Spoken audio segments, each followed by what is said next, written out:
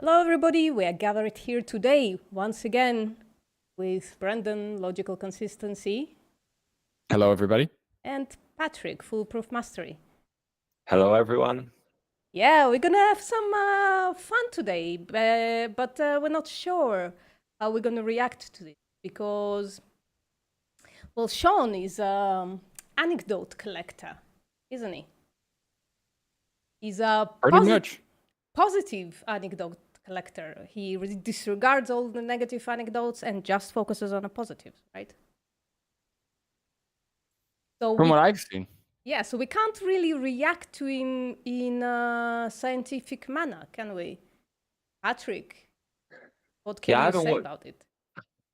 I guess I have no idea what I'm going to see right now. So, but generally what I'll say is that I guess the reason why I think these reactions are useful is just to sort of help vegans to sort of know how to respond to this sort of nonsense that you see online. Because yeah, Shawn Baker, he contradicted himself in the debate he had with Nutrivore and James Aspie, and when someone that has no desire to sort of correct their contradiction, I sort of there's a in prop logic, which you're doing right now on your channel, Postmortem, it's called the principle of explosion. So when someone contradicts themselves, you can form any premise from the contradiction they made. And he contradicted himself in the debate. He had no sort of desire to correct the contradiction, but I'm interested to see if there's any new stuff that I haven't heard from the carnivore community. Yeah, could be interesting anyways. Guys, first of all, guys in the chat, let us know if you can hear both Brandon and Patrick. And yes. Obviously... Please let me know. We're gonna wait for that. Everybody says we can hear. That's good. And now for the ultimate test. Can you hear the Dr. Shawn Baker? That are 100, 200, 300 pounds overweight and they return to normal weight and their genetics don't change at all. And they're not taking drugs. They're changing their diet. When your kidneys deal with higher protein, they make it bigger. Dr. Shawn Baker, the world-leading authority on treating disease with diet. What did he say? The world-leading authority for treating disease with... No, before that, something about the kidneys? Let's rewind maybe. Yeah. Genetics don't change at all. And they're not taking drugs. They're changing their diet. When your kidneys deal with higher protein, they make it bigger. Dr. Shawn Baker, the world-leading authority on treating disease with diet. What? Did he say the kidneys are going to get bigger? Something about kidneys getting big? Or are they making the protein bigger? I think... Genetics don't change at all. And they're not taking drugs. They're changing their diet. When your kidneys deal with higher protein, they make it bigger. Dr. Shawn Baker. Yeah, they make it bigger. What does I don't that know mean? what that. Yeah, I don't know what that's referring to. I guess we'll see. The full context later on, because this is just Yeah, I'm sorry. This is just a promo. This is just, guys. This is just to see what is expected. The world-leading authority on treating disease with diet. He wrote the first ever best-selling book, Carnivore Diet, and has helped millions of people reverse chronic disease with a meat-based diet. Nutrition has a huge role in the development of disease, prevention of disease. And I'll quickly add that I'm not sure which carnivores eat cake, for example, on occasion. Because Shawn Baker has admitted that. Yeah, no, they all do. Bart K, I think, says he eats pizza and cake sometimes, and yeah, they all kind of cheat, which is interesting. And recently there was an ex-carnivore who came out, and they said that a lot of them on sort of off camera they admit that they're indulging in things which won't appear with a carnivore eating pattern. And so if they're to one another sort of admitting it off camera, imagine what they actually do at home, right? That's true. Yeah, I gotta make it serious for 1 second, guys, right? Because he says that on this diet, people heal themselves, right? So I don't think it's a surprise to anybody that people who are coming into this objectively meme-ish diet, like a meme diet, those are people who are basically suffering, right? They have certain things that aren't going their way. which is something I can relate to because, until a couple of years ago, I also suffered for a few years. It had nothing to do with the diet, but the diet was like an instigator of the suffering, right? If I was a little bit less familiar with like general nutrition, a little more less committed to veganism, or not committed at all to veganism, I would probably would jump on a different meme diet, wouldn't I? Because the thing that made me suffer, right, it was me quitting drinking, and I used to drink every day. And when I quit, there was all of a sudden, I don't know what happened, like the microbiome gone array, and every fiber molecule was giving me pain. But it's like, I think like just the lack of kind of, I don't know, like general understanding of nutrition, and definitely the lack of understanding of ethics, what making people jump from one diet to another. And a carnivore diet seems to be a good place to jump at because it lacks, it's a elimination diet, right? Sorry, I spoke for a long time. I just want to be like for people who are watching to understand that I can empathize with the people, right? I can't empathize with fucking Shawn Baker because he's a fucking quack who uses those people to create his own online persona and make shitload of money. Where is that fucking study, Shawn? Sorry. Yeah, that's a good point. People, when they're in tough situations, they will can become desperate and do and like try anything, right, to try and improve their health. And carnivore, I can understand why many people experience health improvements, at least in the short term, because any sort of eating pattern that can lead to weight loss can lead to improvements. But this is not the sort of eating pattern that will, in the population over a long term, would, I wouldn't bet on it leading to improvements in population health, and things such as cardiometabolic risk factors, which over time can lead to heart disease. Guys, I was going to say, I think this is more, it's very psychological. I think a lot of people who end up adopting a carnivore diet, they feel like the government, the medical field, they have been, they're failing them, right? They feel like they've been betrayed. They feel like they've been told lies.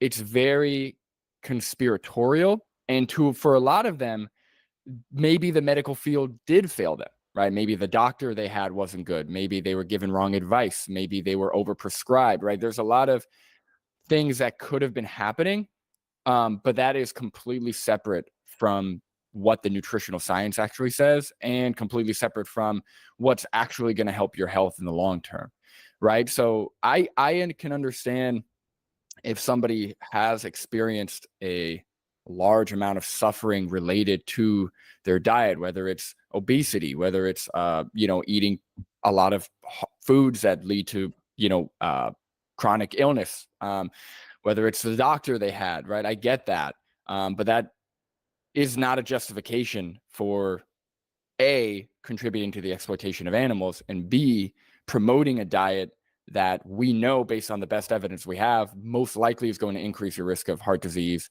cancers, all sorts of chronic illnesses. Yeah, as always in case of eating animal products, like if you switch from something to that, right, to eliminating all else, for instance, we know that there could be short-term improvements in all kinds of ways. Like, again, obesity is most of them, frankly, right? Getting rid of extra weight is most of it. But in long term, it doesn't pan out. Shawn knows this. Shawn says this. His audience is not listening because they're feeling better, right? Well, and also just for educational, just for entertainment purposes. Yeah. His channel's only for entertainment, so no need to listen too closely. Yeah. And on the screen there, here we have some processed meat, it looks like, right?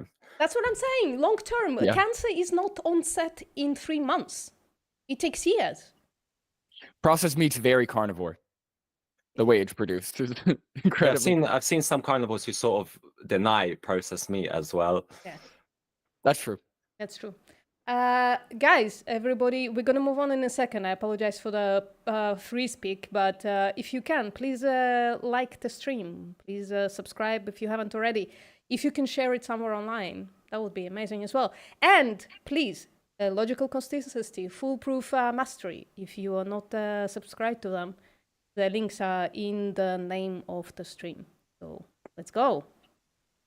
Review the cure of disease. So they concluded that processed meat was a class 1 carcinogen, unprocessed was class 2. That decision was not unanimous. About a third of the people on that panel said, no, that's not correct. If we would just purely A third of people said that it's not correct, but 2/3 said that it is, right? Even if we trust Shawn for a second, which we probably shouldn't. So the majority agree with the evidence, right? So Yeah. And that's how most Listen to decisions what- are made anyway. It's almost never unanimous. Usually it's something split. So yeah, that I don't see an issue with that. and supposedly a bunch of meat eaters were sitting in that meeting, right? No vegans allowed or something like that. Who knows? I don't know. Yeah. And it's also about looking at, the evidence as well. So just letting the evidence speak for itself. And there's, growing evidence that processed meat particularly is not particularly beneficial for health. Yeah.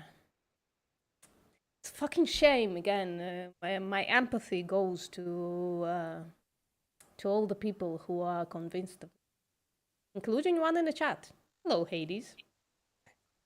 what we've been told, people on a carnivore diet should all be very, very sick. We actually see the complete opposite on that. If you're doing a vegan diet for ethical reasons, you're causing a lot more animal suffering and death than you probably understand. Can one of you please talk about crop deaths? You go for it, Brandon. Yeah, so when it comes to the crop death argument, I mean, I feel like I've been talking about this like crazy lately. Yes. Well, first off, it's not just crops, right? It's human presence on the planet. Building homes, building roads, driving cars, anything we do is going to have an impact on other people, on other animals. That's undeniable, right? And all we can do in that regard is create better technology, find better ways of doing things, less harmful ways of doing things. How is that a justification for the exploitation, enslavement, abuse, and killing of entire species of animals, entire groups of individuals? It doesn't make any sense, right? Anybody, like, if somebody wants to propose the crop death thing as like an issue, sure, yeah, that's an issue. I care about that. I would rather less animals die due to human presence, absolutely. But if somebody's trying to propose like animals dying in crops as somehow as like a contradiction or somehow as like a issue or a reason to not go vegan, then you're completely missing the point of veganism. Then you don't understand. It's not about reducing all suffering and impact on others. It's about rejecting the exploitation of animals. And there's no exploitation of animals with crop deaths or with building homes or with driving cars. Unless those farmers are specifically targeting animals and then cooking them on the grill, behind the scenes. So that's a little different. I think me and Patrick are going to disagree with you a little bit because me and Patrick agree that the crop deaths are rights violations. In my case, I think they are a much lesser rights violations that are, of course, preventable in the future.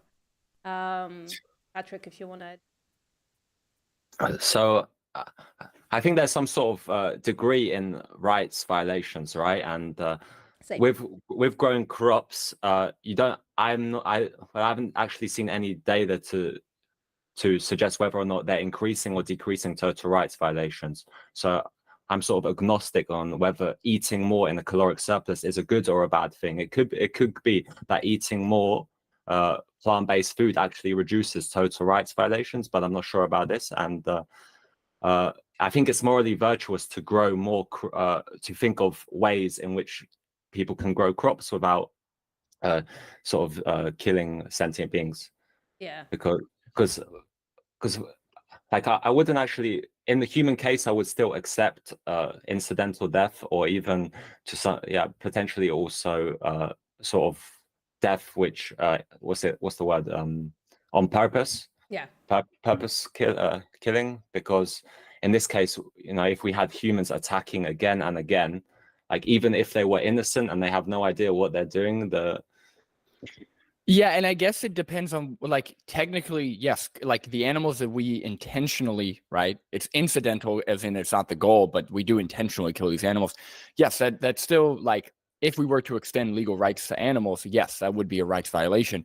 My point is, it's not exploitation, right? We're not treating these animals as resources. We're not exploiting them for their bodies, etc.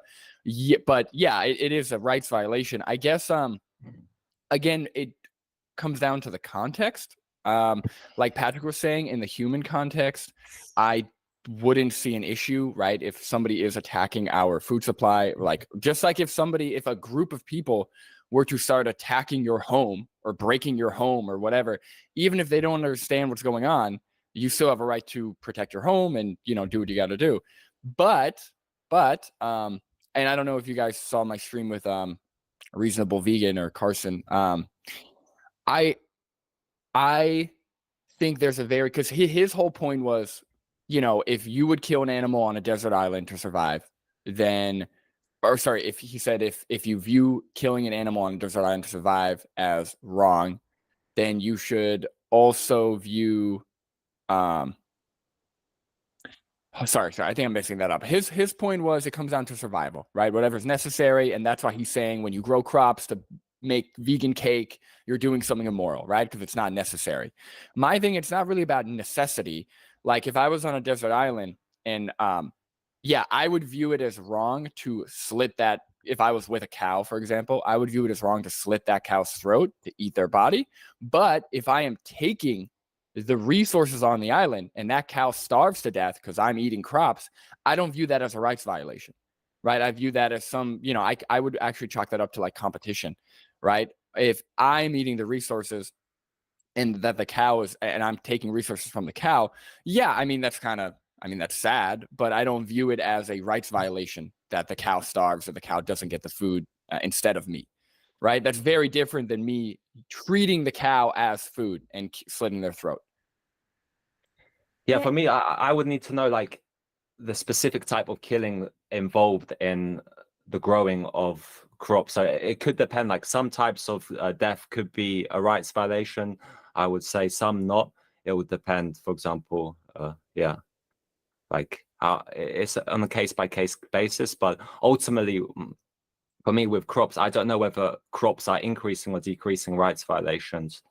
And so because the alternative is just wildland, which could have more rights violations. But I feel like I also advocate for growing crops in the most compassionate way. Yeah. Guys, I'm agreeing with most of the stuff. I would add that the crop deaths right now are just a calculator with too many unknown variables. If the variables were to be known, then I wouldn't actually mind to have the calculations of how much a cake kills and how much a bread kills, or a like a essential nutrient like a lentil or something. Like it's not an essential nutrient, but like I consider lentils to be an essential food. And you know, make the decision based on that. But right now it's like x plus y times z, and it's almost infinite, and we know only part of this equation, and most of it is completely unknown. So at this point, I don't see a choice but to apply the what does it call it? Agnosticism, or yeah, like being not even indifferent. Like I can empathize and, you know, be emotional about it, but logically there's nothing I can do. And I don't think. Sorry. No, go ahead, sir. No, I'm saying I don't think a bit of kindness, right, becoming a vegan should lead you to killing yourself. Yeah, no, I agree. I think, again, there's a difference between like moral issues and like practical issues, maybe. Like and again, like if we're gonna start nitpicking about crop deaths, right? They only choose to center to talk about crop deaths when we talk about going vegan. But then we're going to have to start nitpicking building roads, building homes, how we build infrastructure, how we drive our cars, right? So I said, I agree with you, Vegan Postmortem. If there was a way to actually have everything calculated, I would actually be for more regulation. Like, I'm fine with restriction. I'm fine with regulation if it's for the betterment of everybody. But those calculations, don't exist at this point, or they're not very clear. And they probably won't exist until we have a vegan world. Something like this people probably won't be for until we at least do the very least of extending rights to animals and respecting them. Yeah, and before we can actually downsize the amount of food we have to grow for this world.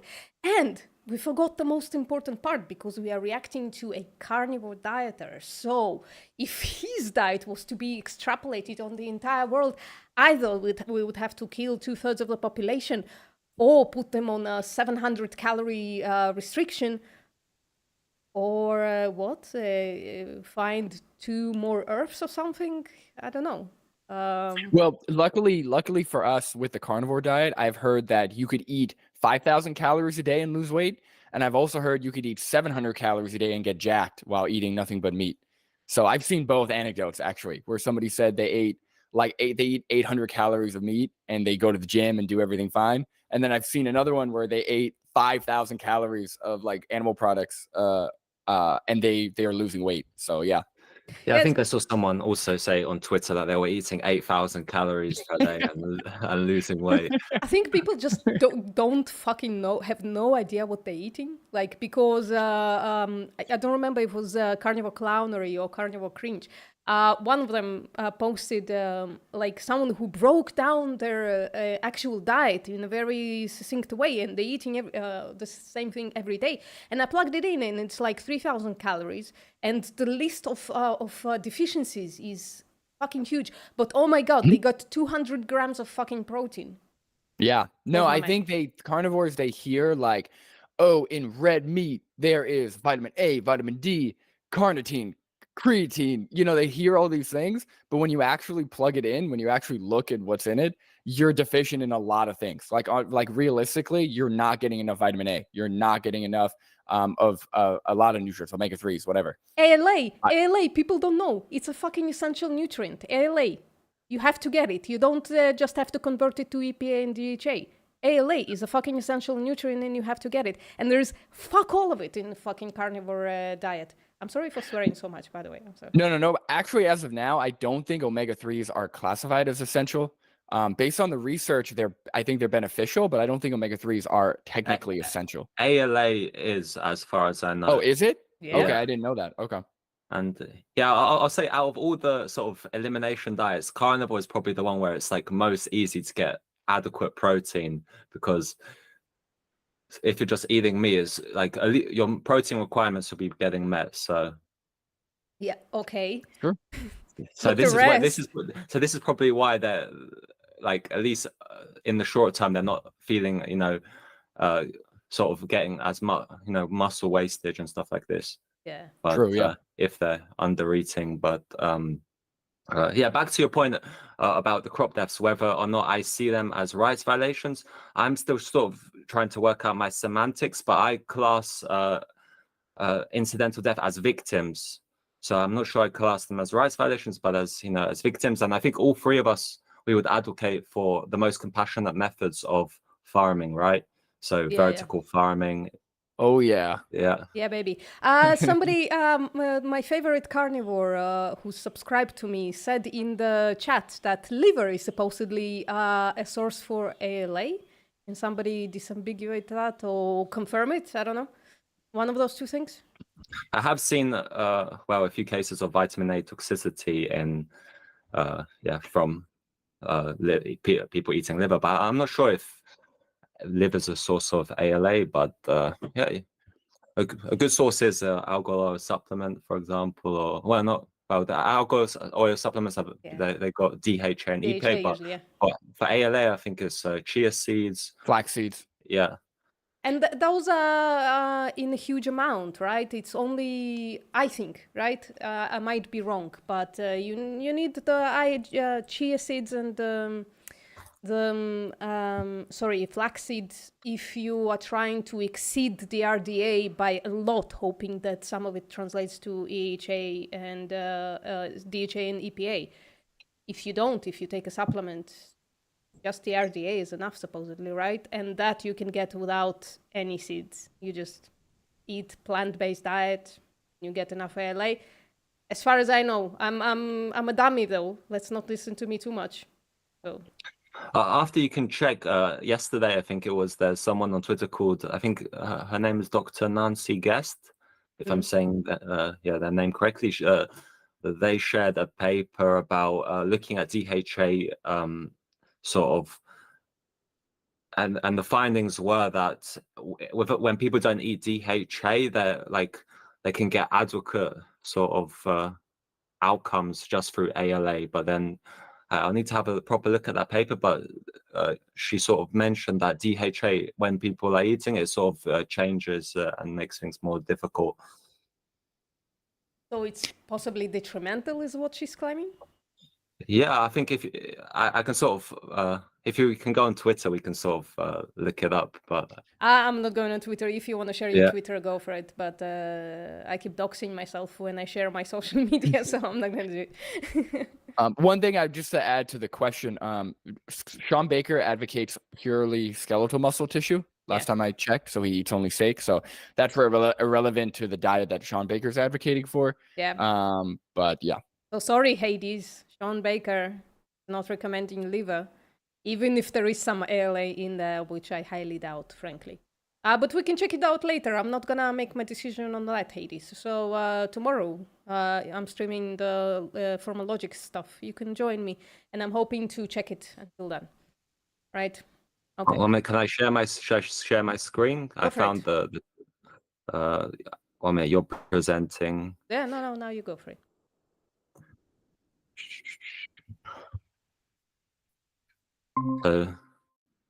What you eating, Brandon? This was. Can you see my screen? Yep. So this was a sort of paper she said, and so in the absence of dietary DHA, the brain receives DHA synthesized from ALA.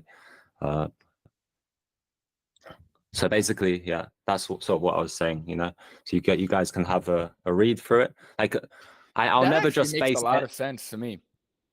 Like, Like I'll never base it. Yeah, go ahead. Sorry, I was just gonna say, if you are consuming like DHA, then it makes sense that your body would convert less from ALA. That kind of makes sense to me. So I'd want to look at it, but yeah, that makes sense. But the garage is already pretty tiny, isn't it? Specifically What is to pretty DHA. tiny? Sorry. But yeah, I'll just say I'll never just base anything off one study, but this is just some sort of something to look for more in the future if there's more studies on this. No, just a Twitter post is enough for me. I think we're good. I think we could wrap it up. That's it. I'm going carnivore. I saw a Twitter post. All right. Hades, fish and meat definitely don't have enough ALA. My guy, that shit comes from plants. Don't try. What are you eating, Brandon? Tell us. Please. I'm eating a huge bowl of oatmeal with 2 cups of frozen mixed berries. I started putting that in my oatmeal. It's awesome. Yeah, sounds pretty fucking awesome. Mhm. All right, let's go. Guys, it's been like 30 minutes since we played I know we're Shawn 50 Baker. seconds in. Yeah. One of the things that most people don't realize, because you think about meat and you're like, well, what about all these phytonutrients? I'm missing out on all these tannins and polyphenols. It's actually been shown now that meat actually has those things in those, and often in very significant quantities. In the beginning, it's not about restricting calories or eating less or worrying about weight loss. So when it comes to Dr. Baker's best carnivore foods to eat, I like ribeye steaks. I like fatty meat. I think beef and lamb are equally. Sorry, why is I like part of your diet recommendation, right? This guy is supposed to be an expert in carnivore dieting. I like fatty meat is not Right, what you're supposed to say when you are asked for a recommendation, dietary recommendation. It's like, what do you recommend to be like the most health promoting, maybe help with your risk of chronic disease? He's like, I like a nice hot dog. I like a nice ribeye steak. It's like, that's not a good answer. Like, what are we talking about? Bra that redefined meat was on fire. I'm actually on a redefined meat carnivore dieting right now. It's all I eat. I eat just without the buns or the greens or the ketchups or the pickles. All I eat is redefined meat patties. Yeah, I want to see a hot dog only carnivore diet. Yeah, all right. Outstanding. Dairy products tend to be sort of on a gray area for many people. You can still overeat carnivore diet. You can still get fat on a carnivore diet. It's harder to do it. When people start carnivore, what is the main thing they're doing wrong? So I Wait, is it harder to become obese on a carnivore diet? I don't know. Is it? Do we have any evidence for any of that? Or is it again the thing of collecting positive anecdotes of people who lost weight and completely disregarding all the negative anecdotes that we see with carnivore cringe, carnivore clownery, clownivore cult, I think their name is. All the anecdotes that we have, a few people summating them into a pretty little package of how people get completely fucked up on this diet, including not losing weight, but gaining weight, right? So, Patrick, would you like to take this, or I can? I'll just say that elimination diets, they can be good for weight loss when you're just eliminating foods. but would you then say that it's hard to gain weight on an elimination diet? Here's, sorry, go ahead. The question is it hard to gain weight on an elimination diet? I think it would depend on what the elimination diet is. If someone's just eating only butter, it might be easy to overshoot on calories. Because I think there's some anecdotes of people gaining weight on the carnivore diet. So I think it would depend a little bit on what the diet is. But generally, I would say probably, but it depends a little bit on the composition of what they're, of the few foods they're eating, right? What would you say to this, Brandon?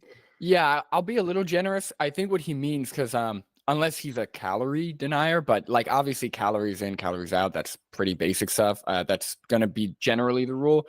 But when you're eating nothing but fatty cuts of ribeye steak, I would expect there to be some satiation and some nausea and some just like it's I would probably guess that it's, for most people, it's difficult to eat a lot of fatty ribeye steak in one day. You know, like for example, I'm eating this bowl of oatmeal. This is a big bowl of oatmeal. I'm full after this for hours, right? So like on like more of a fiber intensive plant-based diet, I would also argue the same reason. You're going to be more satiated. You're going to be fuller longer. So that helps with calorie intake. So I think that's what he might be referring to. But yeah, if you're consuming more calories than you need, you're going to gain weight the same. It's not magic, right? If you're eating 8,000 calories, you're going to gain weight. Yeah, I'm pretty sure Shawn is a calorie denier. I'm pretty sure of that. Well, then that's a whole nother thing. Okay, that's you said that with confidence, and that's quite a big. Oh claim. no! I'm taking it back. I didn't say that in confidence. Let's continue. Maybe we'll find out later. Oh my God! Don't take me so. Oh my God! Don't put me on the spot like that. God damn it! talk to a lot of people about the diet, and I think the number one thing. This conversation with Dr. Shawn Baker was one of the most important conversations I've had about root cause healing and why an animal-based diet is so important to fix so many diseases. Root cause healing. What is that? Generally, when you hear these words, it's a big red flag, such as root or holistic, or it's straight away it's a red flag because everything is very complex diseases, and there's no like root cause, Yeah. as far as I've seen.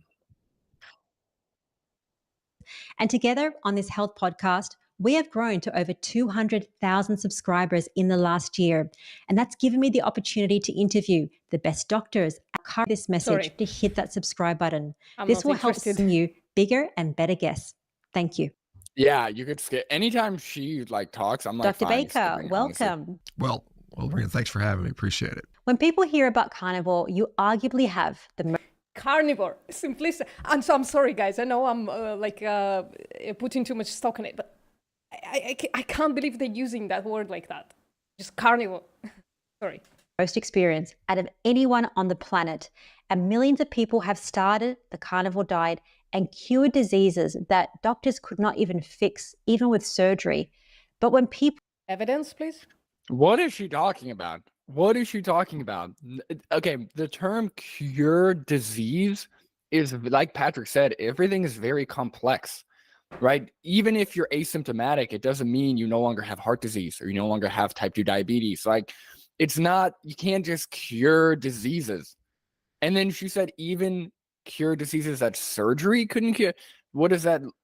Yeah, I don't know, man. 200. I'm very discouraged by that 200,000 podcast number. I hope she's making that up or she's exaggerating. It's very upsetting. Yeah, I was discouraged by you, Brandon, the last time we talked when you said that this diet is becoming like more popular. But also, this reminds me of an anecdote of a carnivore dieter who claimed that she cured or put her colon cancer in remission. And in the interview itself, it became apparent that she underwent surgery. And then she said she doesn't want chemotherapy. Now, I right now work in an oncology ward with cancer patients for my job.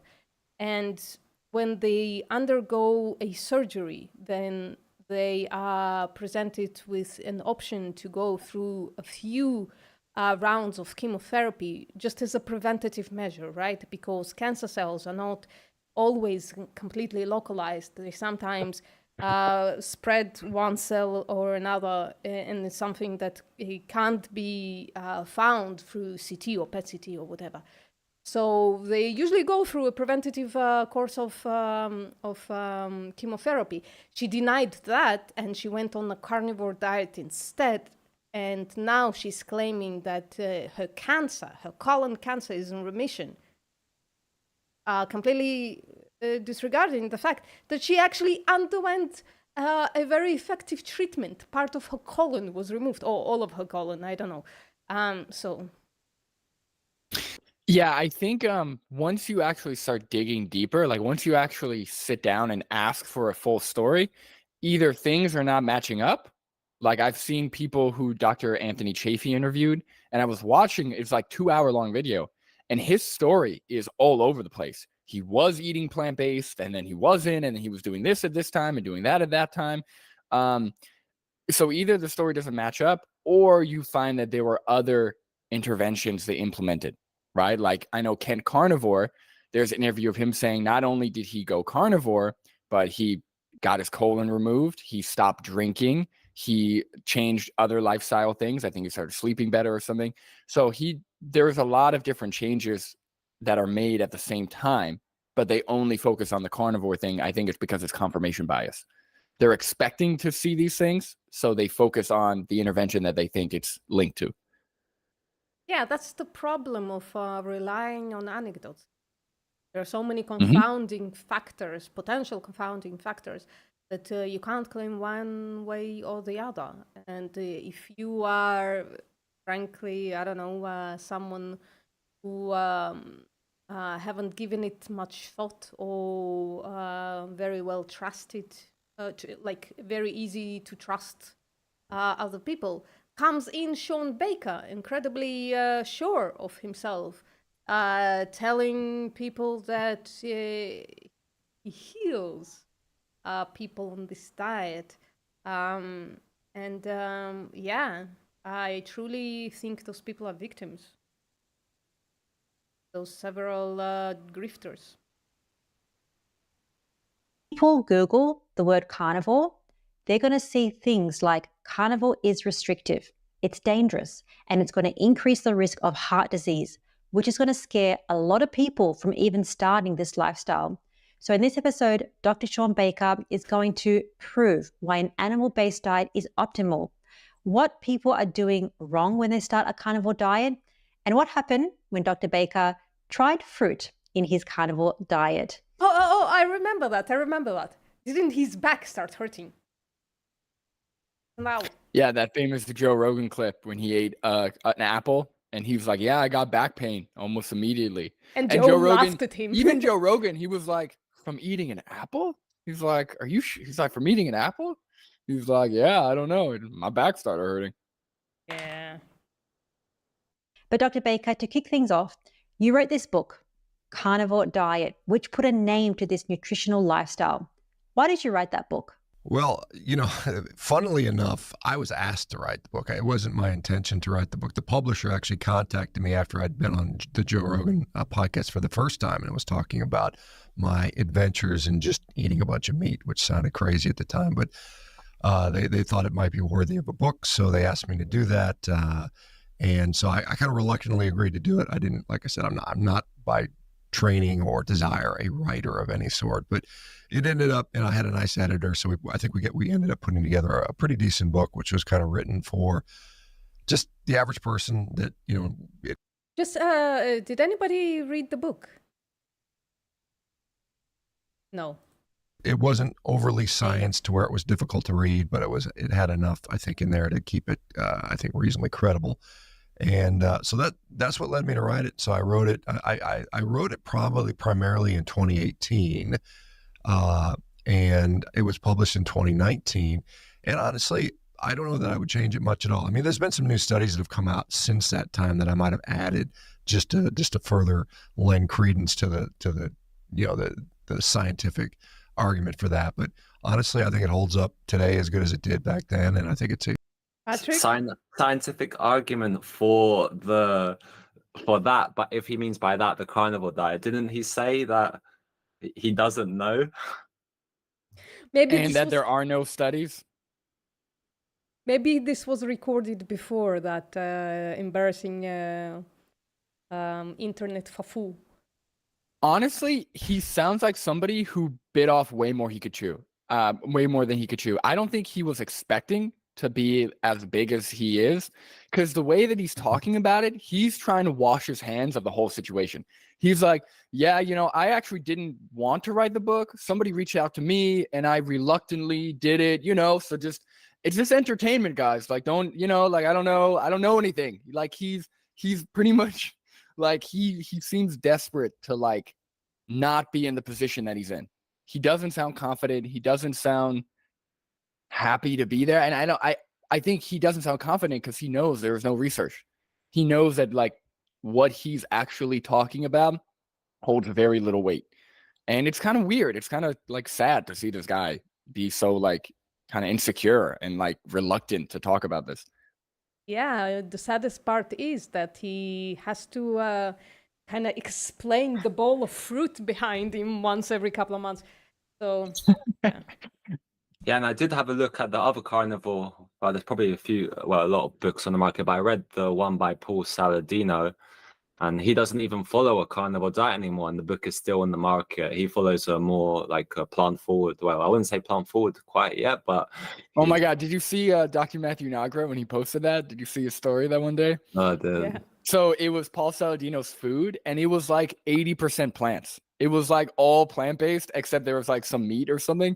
And Matthew Nagar was like happy to see Paul's going plant-based or something. It was so funny. So funny. Incredibly funny. But yeah, ages ago I made a reel of just snippets where he's demonizing different foods, and I sort of constructed a plant-based diet. I was like, how to have a plant-forward diet. And right. Just of his like tofu, kale, legumes. That's so funny. Yeah. But yeah, like, how would you feel, for example, if you released a book onto the market and then you sort of changed your own diet? Would you still sell the book, or? Well, if I am an honest person who cares about how I am viewed, how I view myself, about integrity, science, truth seeking, no, Patrick, I absolutely wouldn't. Or I would release a large revision or some kind of something, right? I wouldn't just continue doing what I'm doing and make money off of a book that I no longer believe in or agree with. Yeah, I So would we- say this is one of the hallmarks of a quack. You know, Perhaps we'll be seeing salads with Paul Saladino or something like this. This revision you're talking about. yeah. Because they go from one extreme to another, right? I wouldn't wait with bated breath, frankly, Patrick. Paul's gonna release a video that's like how to eat an animal-based salad. It's like mostly plants. Like, I think he's just keeping that label to appeal to his previous audience. No, You He know, removed the carnivore label. I know, but I'm talking about the animal-based stuff. Like, I think he's still like heavy with the supplements and everything to keep that market. Frankly, if I was to make a prediction of where Paul is going to go, I think in about a year or two he's gonna give carnivore another try to continue selling his book. I don't know what he's gonna be actually eating, but on camera he's gonna be a carnivore again. In a bit of time. Could be. The prediction. It's come on, guys, silly. We're just making fun. My gut Very feeling is good. I don't think so, because I think he said that when he was completely only on animal source calories, he was having problems. Yeah. I cannot remember exactly, but I think he said he had like maybe muscle cramps or something like this. Yeah. Well, maybe it's gonna be a carnivore with supplementation. I don't know. I'm joking. I don't know. Just kidding. He already Yeah. sells organ supplements, so Yeah. A place for people wanting to, get started to utilize. Absolutely. And I think that when it comes to nutrition, there's so much debate around what is the best diet. And I think that in your book, you spell it out very simply that meat is nutritious. It's not dangerous. It's important for us to eat meat. The question Nobody's denying that meat is nutritious, right? Nobody, not even the staunchest of vegans. Meat has nutrition in it. Literally everything has nutrition in it. Shit has nutrition in it, guys. Shit has nutrition in it. Don't eat shit, right? There's a reason for not eating everything with nutrition. Gasoline has nutrition in it. It has calories, literal fucking calories. Don't drink gasoline, right? It's just a silly reason to eat something, right? It has nutrition in it. And therefore you shouldn't be scared of it, right? Because there's no in between. Right. yeah, also nutrient density is another one which is thrown around, and just Big like, red flag. yeah, it's all about getting in the right amount, and just because eating more nutrients doesn't mean you'll automatically be more healthy. I'm gonna start advocating for a nutrient-dense, bioavailable poop diet. Yeah. That's it. It's coming on. It's coming on the market. Listen, with, it's poop incredibly supplements. eco-friendly. So It's true, yeah. easy to source locally. 100%. Literally in your 100%. fucking house. You can source it in your fucking house. Right there. Right. I'm pointing at my toilet. is, why has meat been demonized for so long? Oh gosh, yeah. There's a long history in that. I mean, if we look at just from a nutrition perspective, if we realize the founding of the American Dietetics Association way back in 1917, I mean, the founding members were all Seventh-day Adventists who had a sort of religious belief that meat was driving carnal lust and things like that. So they felt it was sinful to eat meat. So this is where the very foundations of our Anybody, please. On to it. First off, I don't even know if that's true, but let's just say I will grant that it is. Just because something was founded with a certain maybe intention or goal doesn't mean that's still the intention or goal, right? Maybe the organization was originally made up of a bunch of crazy people or a bunch of religious people, right? What does that have to do with how it operates today? I would just need to know that it's the same, or some evidence that it's still operating under that lens. nutrition. Patrick, you I are think you're on muted. mute. Sorry, can you hear me now? Yep. Yeah, I'm saying let's just let the evidence do the talking. There's studies coming out weekly just creating a general theme that plant forward on the population level will be beneficial, results in beneficial outcomes. So Yeah, because you would see if there's any dishonesty, you'd see it in the methodology, unless you're somebody who thinks that all of these studies are just completely fabricated. In which case, I mean, that would have to be such a big, that would be thousands and thousands of people in on it, which again is in line with flat Earth and climate crisis and everything. So like, it really does yield conspiratorial thinking, the carnivore diet kind of space. Starts at, at least as the nutrition. But also how incredibly unuseful it is to talk about something's origin, right? I know, you said this already, Brendan, but I just want to make sure that we understand this, right? If something doesn't have merit, we should check the merit of the system itself, right? Not of its fucking origin. There is, I can think of one example, right? There is a psychotherapy called EMDR. Its origin is absolutely dubious and weird, right? The person is claiming that, I don't know, it came to her in a dream or something like that, right? The inventor of EMDR. It seems to fucking help people, right? Get over their trauma in minutes, in a matter of minutes. So if the system works, if the action works, right, it should be credited or discredited because of the action itself, not because of its origins. Because, the origin of a carnivore diet is basically we've been eating meat for thousands or millions of years.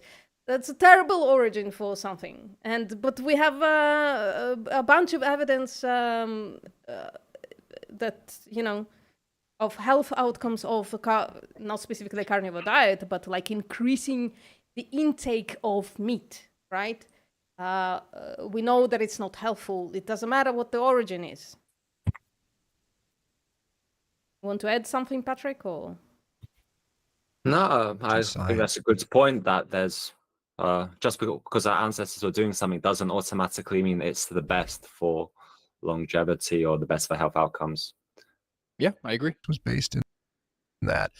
And, ever since then, the nutrition science has been heavily populated by vegetarians and Seventh-day Adventists. They occupy a lot of the nutrition spaces. And so they've cleverly. Is this true? Like, is a lot of nutrition science written by Seventh-day Adventists? Walter Willett, for example, is not a vegetarian. On the Proof podcast, he said that he eats lobsters, for example. That's one of his favorite foods. And also, why does it have to be like he's implying that the relationship is these people were already vegetarians or vegans, and therefore that's why they dominate the nutrition space? Wouldn't it make sense that they are nutritionists and based on the best available evidence have made lifestyle changes or dietary changes to be in line with the evidence?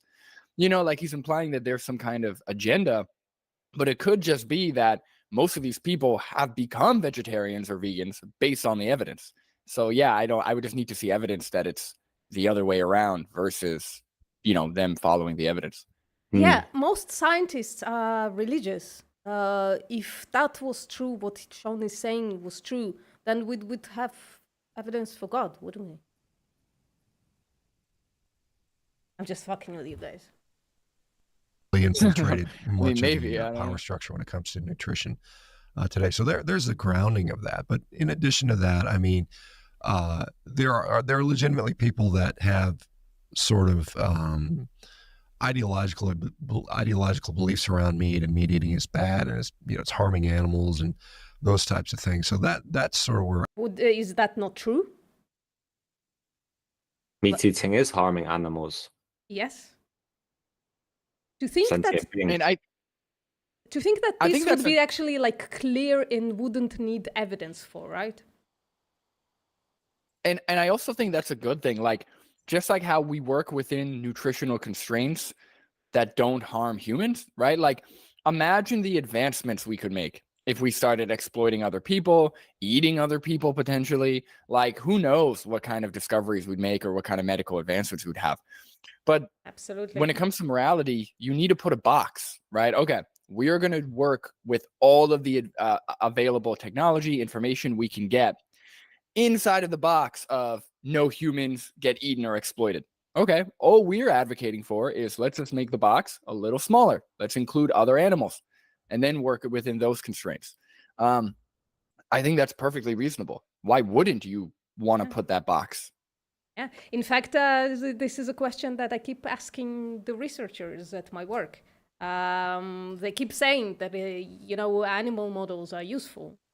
To that, I propose a question to them. Well, you know what would be incredibly useful? To find young, healthy 20-something people and do the experiments that you do on animals on those young 20-something healthy people, right? That would advance our society's ability to heal incredibly quickly.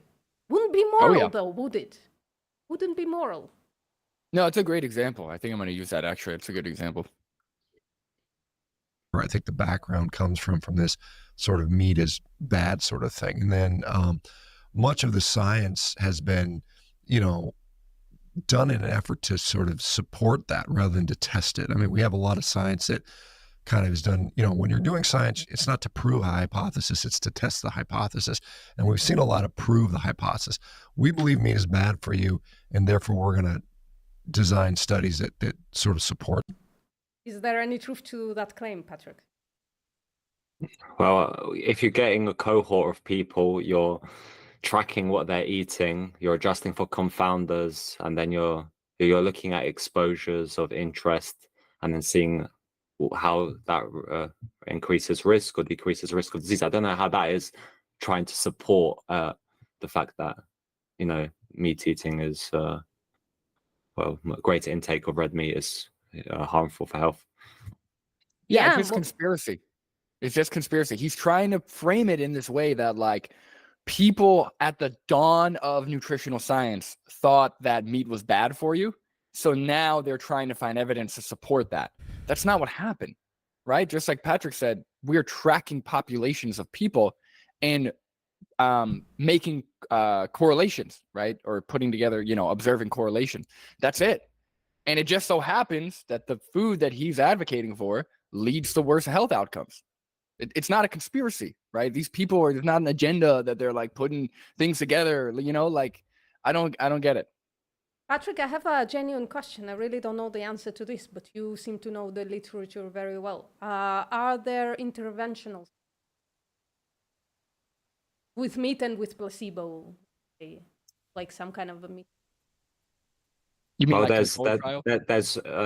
studies looking, for example, red meat with and like an intervention with like two arms, one with mycoprotein, and then the mycoprotein. I think there are 2 papers on that. They tend to lower cardiometabolic risk factors. Oh, that's not my question. My question is, was it double-blinded? It's kind of difficult to double blind, right? Yeah, it is. Yeah. Because that's the issue with food, because you can see what you're eating, right? Well, you can keep the researchers in the state of unknowing, right? You can hire, like I, for instance, was hired several times to be kind of like a study coordinator who randomizes people, and the researchers and the people who paid for the study were blinded to it. They didn't know who got what. But how can you blind the participants? Yeah, the participants are gonna know. Like if they have a real animal flesh burger, if they have like a. So the double blind couldn't work the other way. Yeah. I'm sorry, that was a silly question. In terms of intervention, that like there are, but in terms of that's one issue with which I think there's a paper on this which I need to read again, but just looking, mention that this is a challenge.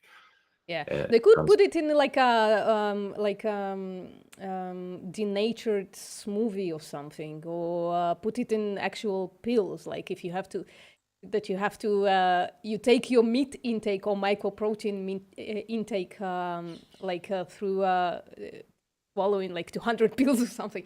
I don't know. It's probably going to be very Or hard. maybe a Yeah. smoothie. Maybe like a smoothie, like Yeah. a meat and a Beyond Meat smoothie. You just mix them up. That might work actually. And now it'd probably be abhorrent for the participants, but that might work. Probably deter some people off meat for a while. Maybe, yeah.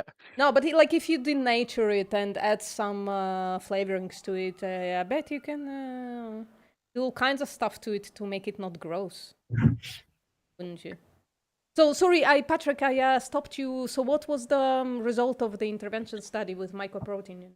Well, basically, all of the papers I've seen comparing vegan meats to animal flesh, the vegan meats tend to improve cardiometabolic risk factors. There was a recent paper in which was gaining the rounds, and the vegan meat, I think it was diastolic blood pressure. It started to, it tended to reduce. Yeah, I think it was diastolic blood pressure, but I need to just double check that. But they were saying, because the glucose spike with the vegan meat, it was for a longer time. But glucose spikes isn't something which is really concerning unless someone has diabetes. And also the macros, this vegan meat in that recent trial, it had higher saturated fat content. So this could be one explanation why there was no difference in LDL cholesterol between the groups. But so that's the one sort of thing that's been brought up against vegan meats compared to animal flesh in this recent study. I think, Dr. Nagra, he made a reel on this. I'll check it out. I haven't seen it. All right. That rather than let's test if it really is. And that's really what we've seen over the years because, as you know, I mean, nutrition science, first of all, is very difficult to do and obtain very specific conclusions. I mean, because most of it is inferences based on data, which is heavily confounded. And, sometimes there are certainly biases inherent within the researchers. Sometimes the funding sources obviously get in the way there a little bit. But sorry, didn't he found his own fucking research? Yeah. So. But yeah, when you read papers, there's this thing called publication bias. So they test for that. And so I don't know what he means by bias. Does he mean they are sort of designing the trials to, or what does he mean by bias, right? I think he just thinks that the entire nutrition field is just infiltrated. The way he said it, he doesn't. I'm not guessing here. He said that the entire nutrition field is infiltrated by the plant-based dieters because or vegans. Fraud is very serious, right? And there's people who sort of investigators who check for this, right? And someone, if they're found out for fraud, they can lose their job. And I'm not sure, but I don't think research is like the most well-paid field compared to other fields, right? So most people are doing this for their love of science, I would guess. Researchers are paid absolute shit. Absolute shit. The labs have millions, right? Sorry, my mic keeps falling. The labs have millions of funding, but researchers are paid. A study monitor or a study coordinator, whatever my title is, depends on the day, get paid better, much better than the researchers in the lab for which I provide the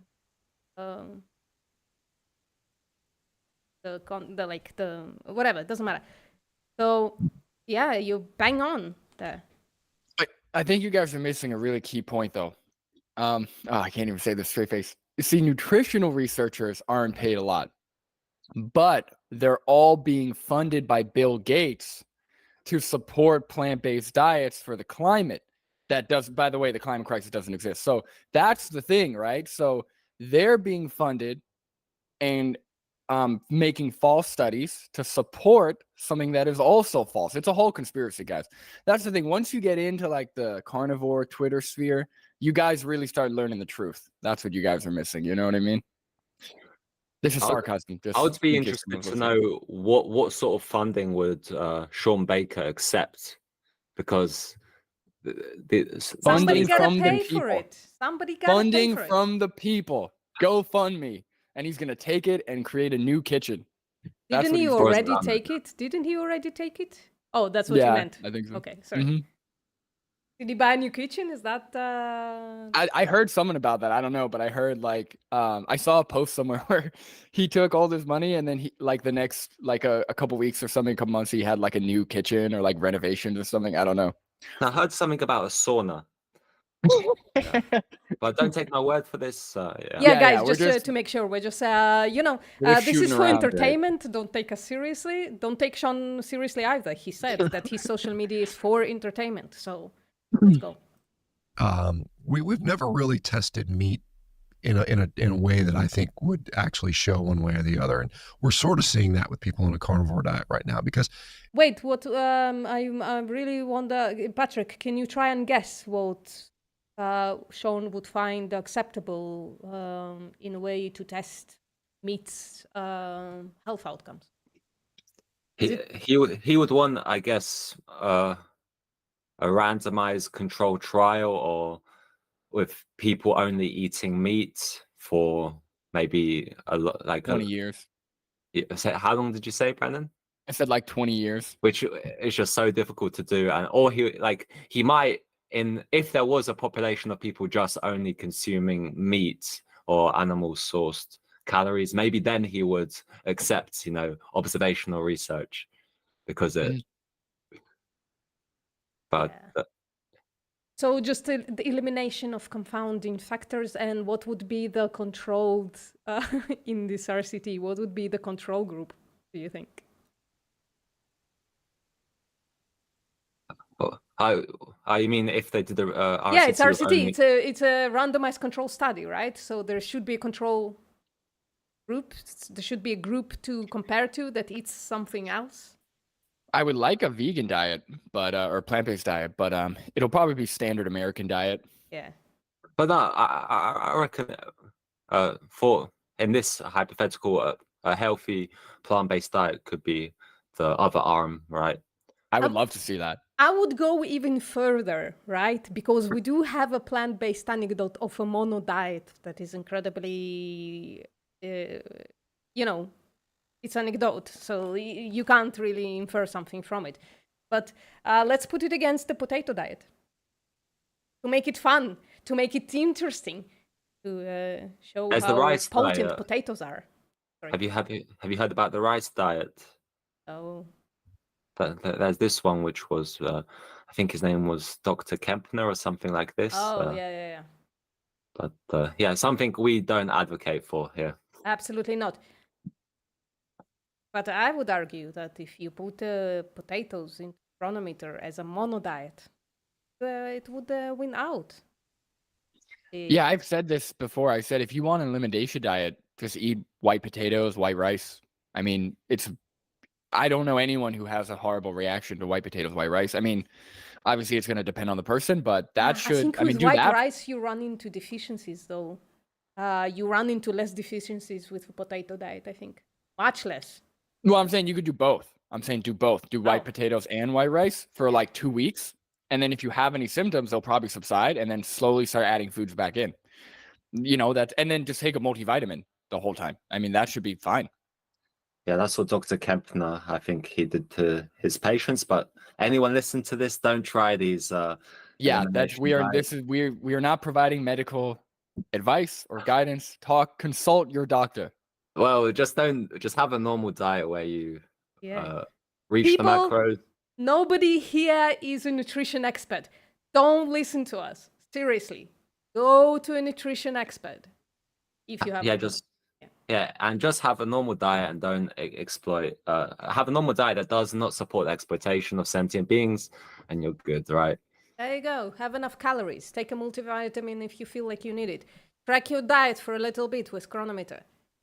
And go to a nutrition expert, the way I didn't. But, And also something that these people do when they talk about studies being overly confounded is they never specify what's not being adjusted for. If they're going to have to make the claim, then they'll have to sort of go into the methodology, explain what they think was not being adjusted for. Well, don't Yeah, they, they don't they just- make the claim? Sorry, Brandon. Don't they make the claim No, go that the fact that it's multivariable is the problem itself, and you can't adjust for confounding? Yeah, that's more of what they're saying. It's a blanket statement saying just by nature, just because there are these possible variables, it's garbage science. They don't really care if it was adjusted for, if it was controlled for the best way we could.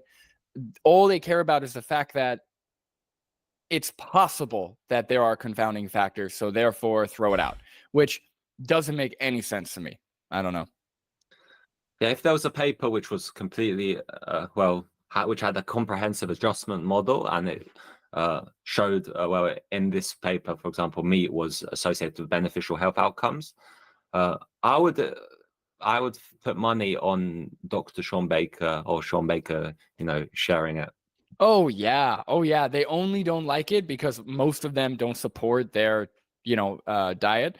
But yeah, I think Shawn has posted epidemiology, right? Hasn't he He posted has, yeah. studies? And he got a lot of flack for that. So yeah, it's just dishonest, guys. That's all it is. It's all it is at the end of the day. If we would just purely listen to what we've been told, people on a carnivore diet should all be very, very sick and should all be, becoming diseased very rapidly. And What do you mean? Why? The onset of these diseases takes decades. How can he make that claim as a fucking MD? Blowing my mind. obviously that's not what we see. We actually see the complete opposite on that in most cases. So we have In most cases. the other thing is that meat is expensive to produce generally. It is a food that the profit margin is not very high on. And so there's huge incentives to produce alternative proteins and alternative nutrition sources, which are much more profitable.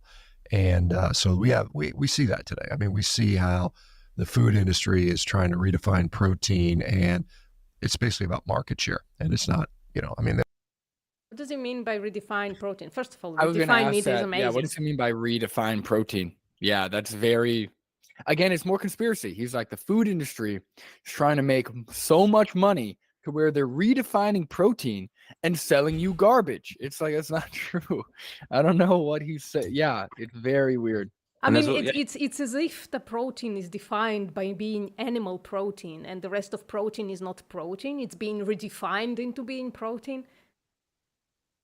And there's also, supply and demand. Consumers might just want alternatives which are more environmentally friendly for the environmentalists, or consumers might just want products that taste like animal flesh without having to commodify and exploit sentient beings. So,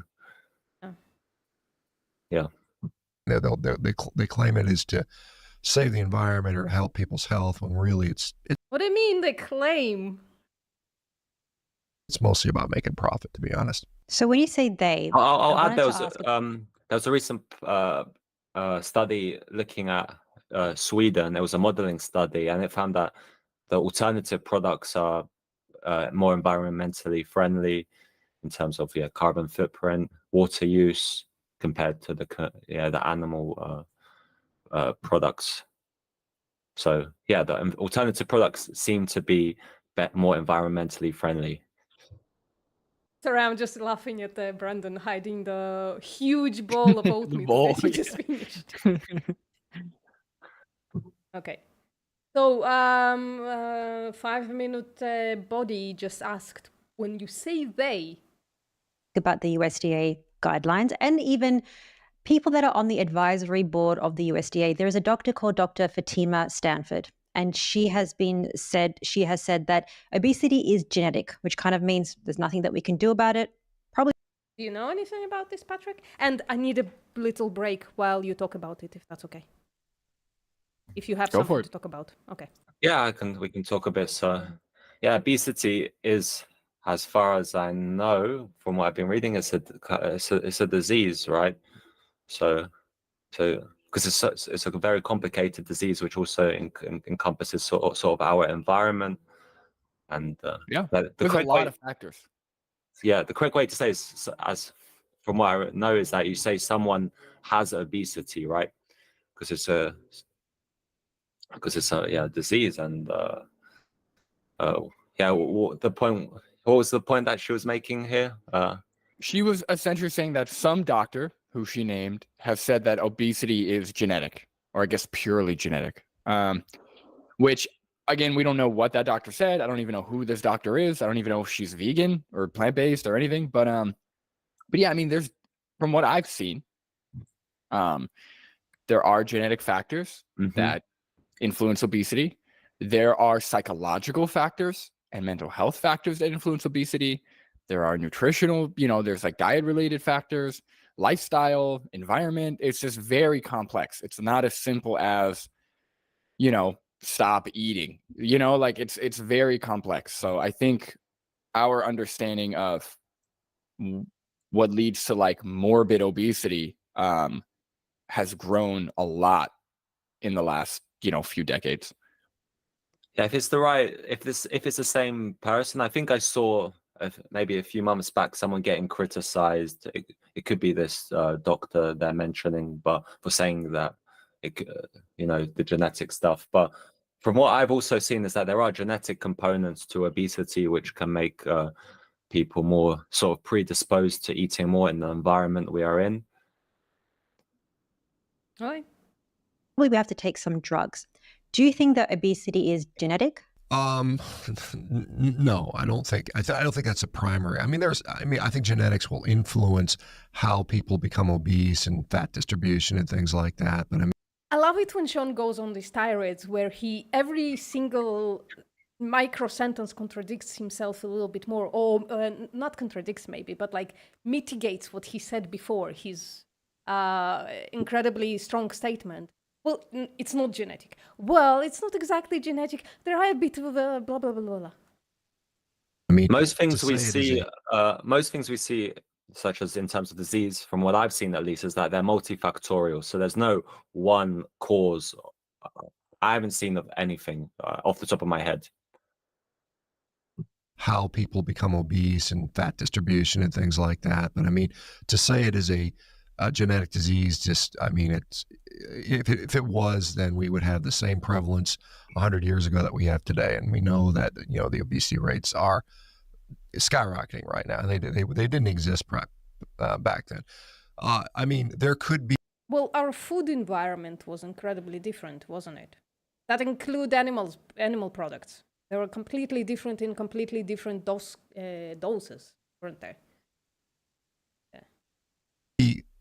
Genetic modulators to obesity, but the direct cause of obesity is clearly, a lot of it has to do with what we're eating, for sure. And as far as the USDA, the U.S. Department of Agriculture, their job, literally their primary job is to. Sorry, I apologize. Just by the fact that he said that what we're eating is the factor and not how many calories we're feeding.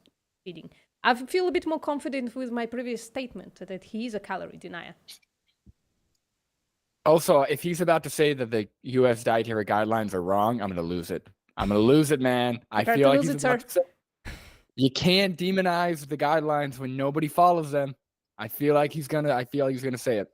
Nobody follows them. The adherence is low, as he's mentioned. And just in the last week, there's been a couple papers out looking at adherence to the dietary guidelines and greater adherence to the dietary guidelines associated with lower risk of, multimorbidity. Or there was one study looking at children, that greater adherence of children to dietary guidelines. They had lower rates of hospitalization. So, yeah. Sounds like people know what they're doing. I don't know. Department of Agriculture. Their job, literally, their primary job is to promote U.S. agriculture and commodity agriculture. So that means corn and wheat and sugar and soybeans and, everything. So their job is to sell as many agriculture products as possible. That includes animal products.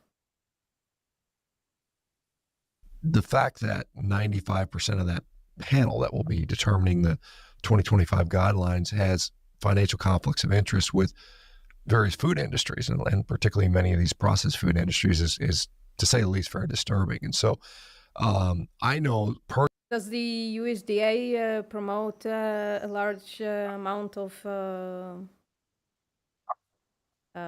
processed foods? Or I don't know. I'm asking genuinely.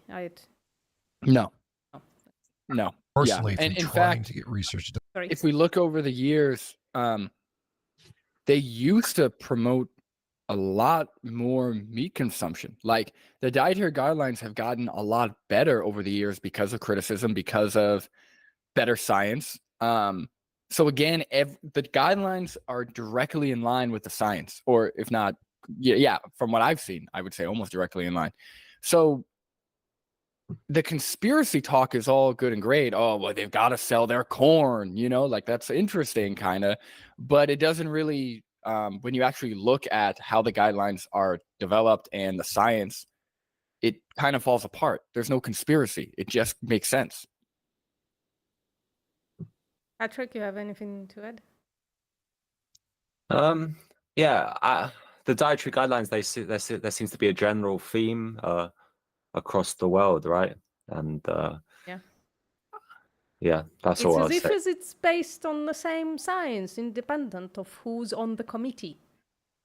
At least very disturbing. And so I know personally from trying to get research done through things like the beef checkoffs, which is part of the USDA. I'm speechless. Anybody gonna say something about that? No, yeah, again, he only cares about the conflicts of interest with corn and soy and wheat, but beef checkoff. Oh no, it's all good, whatever. It's absolutely not the beef checkoff's fucking livelihood to promote the consumption of beef. They completely don't owe it to farmers who fund them to promote the consumption of their product. Yes, sorry, Patrick. Yeah, the beef checkup, they also fund studies, so I'll be interesting to see if Shawn Baker accepts studies, with this funding, probably, right, I would assume. Research done through things like the beef checkoffs, which is part of the USDA. They are basically told that they are not allowed to disparage any other commodity. So you cannot say with beef checkoff dollars that perhaps sugar is bad. They're just not allowed to say that. That's part of their rule set. And, the fact that, Dr. Stanford is out there saying that there's nothing you can do. Literally, I mean, she said on an interview that you can eat you can exercise as you want, you can eat as healthy as you want. It's not going to make a difference. You're still going to be obese. And I think that is a harmful message, quite honestly. And, the fact that she is taking money from, companies like Novo Nordisk, who makes Ozempic, basically is. Ozempic is a miracle drug. Don't fucking, it literally saves lives and puts people in remission for diabetes. Why? Also, we would need to see the full context of, the video that they're referring to see that, that she's not getting I'm not taking him at his word. I am not taking Shawn Baker at his. I'm not taking any of these people at their word. No way. Brandon, you're a wiser man than I am. Clearly, there's a conflict of interest there. And in my view, while, genetics modify how you become obese, it is not the primary determinant at all. I mean, because there's, I see people all the time that are 100, 200. So just to point out to people, the question was, is obesity genetic? And the answer is genetics are not the primary mover of obesity. That's not the answer to the question even. 300 I would also know how he defines primary, or how he's getting at whatever he thinks the primary. It's a multivariate in it. It's a multivariate. The fucking. He's just going off the dome. Look, he's just entertaining. He's just entertaining the people. He's here to do what he was born to do. You know what I mean? That's all he's doing. By the way, we're just shy of 11 minutes in. I don't know if we can hold my audience hostage for this long. But we'll go for as long as there are people. So, I see people all the time that are 100, 200, 300 pounds overweight, and they return to normal weight, and their genetics don't change at all. It's obviously, and they're not taking drugs. They're changing their diet. I guess people are confused about what should we eat because there's so many different ways of eating. Sorry, I just want to make another point. I apologize, but you can lose weight in both ways. You can take the drugs or you can change the diet. We do have evidence that taking the drugs would yield higher adherence than changing the diet. So out of the two interventions, I would probably go with taking the drugs, just because of the higher rate of adherence to drugs than it is to a diet. What would you say? That's a great point, because recently we've been seeing a lot of ex-carnivore videos, and it's important to take into account adherence. So great if someone, is losing weight in the short term, but the question is, do they adhere to that over a longer period? Because it's difficult. And I think it's important to separate like pride and what's actually effective, right? I feel like there's this idea that, oh, if you do it the right way, then it's better, like it leads to a better outcome, which isn't necessarily the case, right? If you take Ozempic or you use a drug or you get a surgery, whatever, and that leads to more sustainable weight loss, maybe more weight loss, maybe other benefits, I don't care if you think it's the right way, the wrong way, whatever, that leads to better health outcomes, right? So like, yes, I mean, ideally, people could live a healthy lifestyle because it helps with chronic disease, eat better because it helps with chronic disease, stuff like that. But at the end of the day, just take the drug, right? If you can't, there's nothing prideful. This is not about pride. This is not about the right way, wrong way. Just do what's most effective and will lead to the best health outcomes for you. And let's not forget the animals, who are definitely more victimized on a carnivore diet than they are on Ozempic, that prevents you from being hungry, basically. 100%. Yeah, it's better to take the Ozempic and don't double your exploitation of animals, please. Eating carnivore, vegan, and there's an in-between diet. But talking about higher... Just the fact that she said there is a carnivore, there is a vegan, and there is the in-between diets. I mean... My God. Up before we get to these whole unprocessed food diets, ultra-processed foods.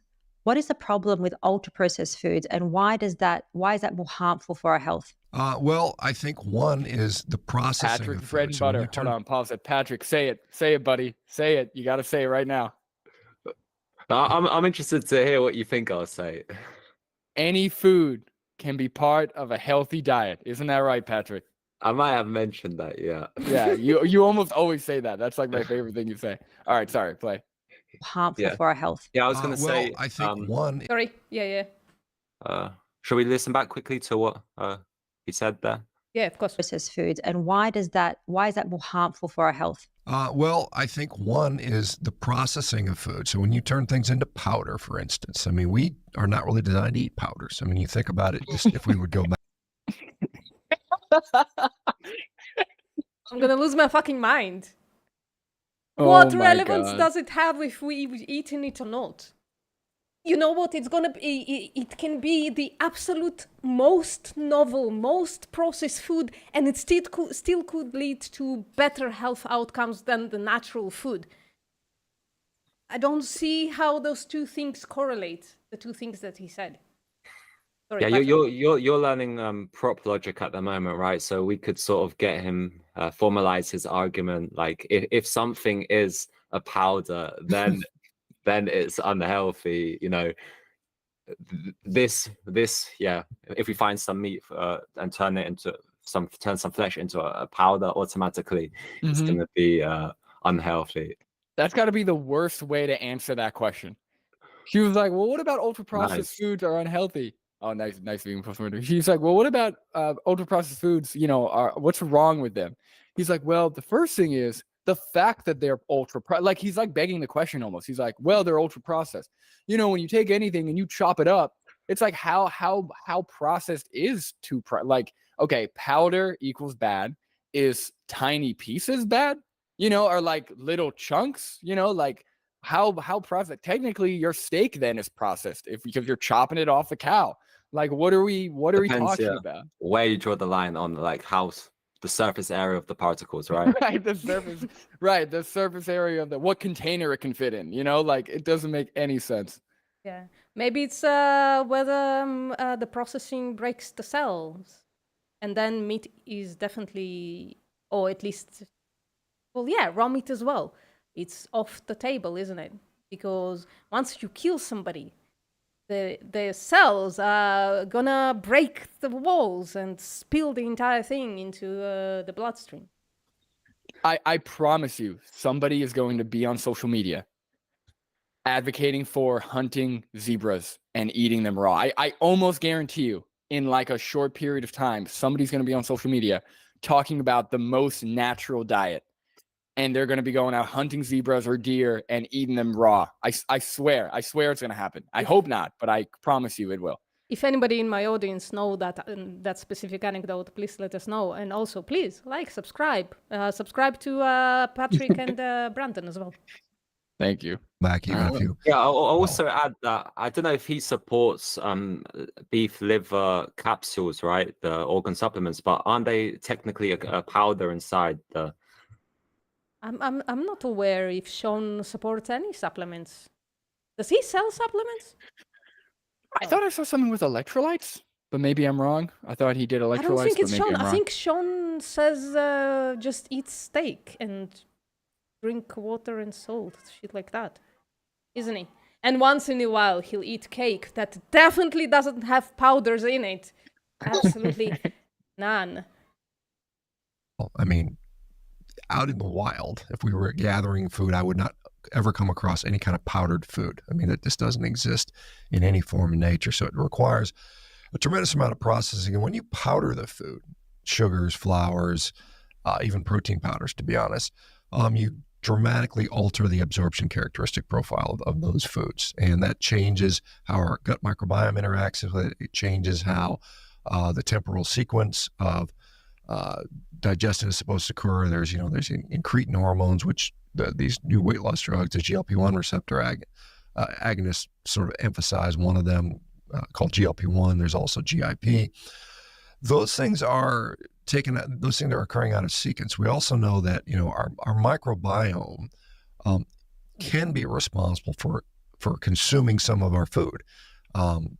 They got to eat, and so when they're eating the food, we're not absorbing it, right? Basically, I mean, there's some conversion when it's fermented to short chain fatty acids, but generally, because we're powderizing it, it gets absorbed very rapidly in the proximal or upper intestine, and the microbiome tends to not see as much of that. Well, he acts like somebody's promoting powder-only long-term diets. Also, you grind up wheat to turn it into flour, but then you don't eat the flour raw. You bake it into bread or into doughs, or it becomes solid again. It's not like people are not snorting flour. And I think people forget, as you said, in the wild, right? How far back are we going? People have been making bread for thousands and thousands and thousands of years, right? Sure, maybe bread or flour isn't millions of years old, but how far back does the wild go? People were living in huts and had rudimentary irrigation systems, and they're making bread.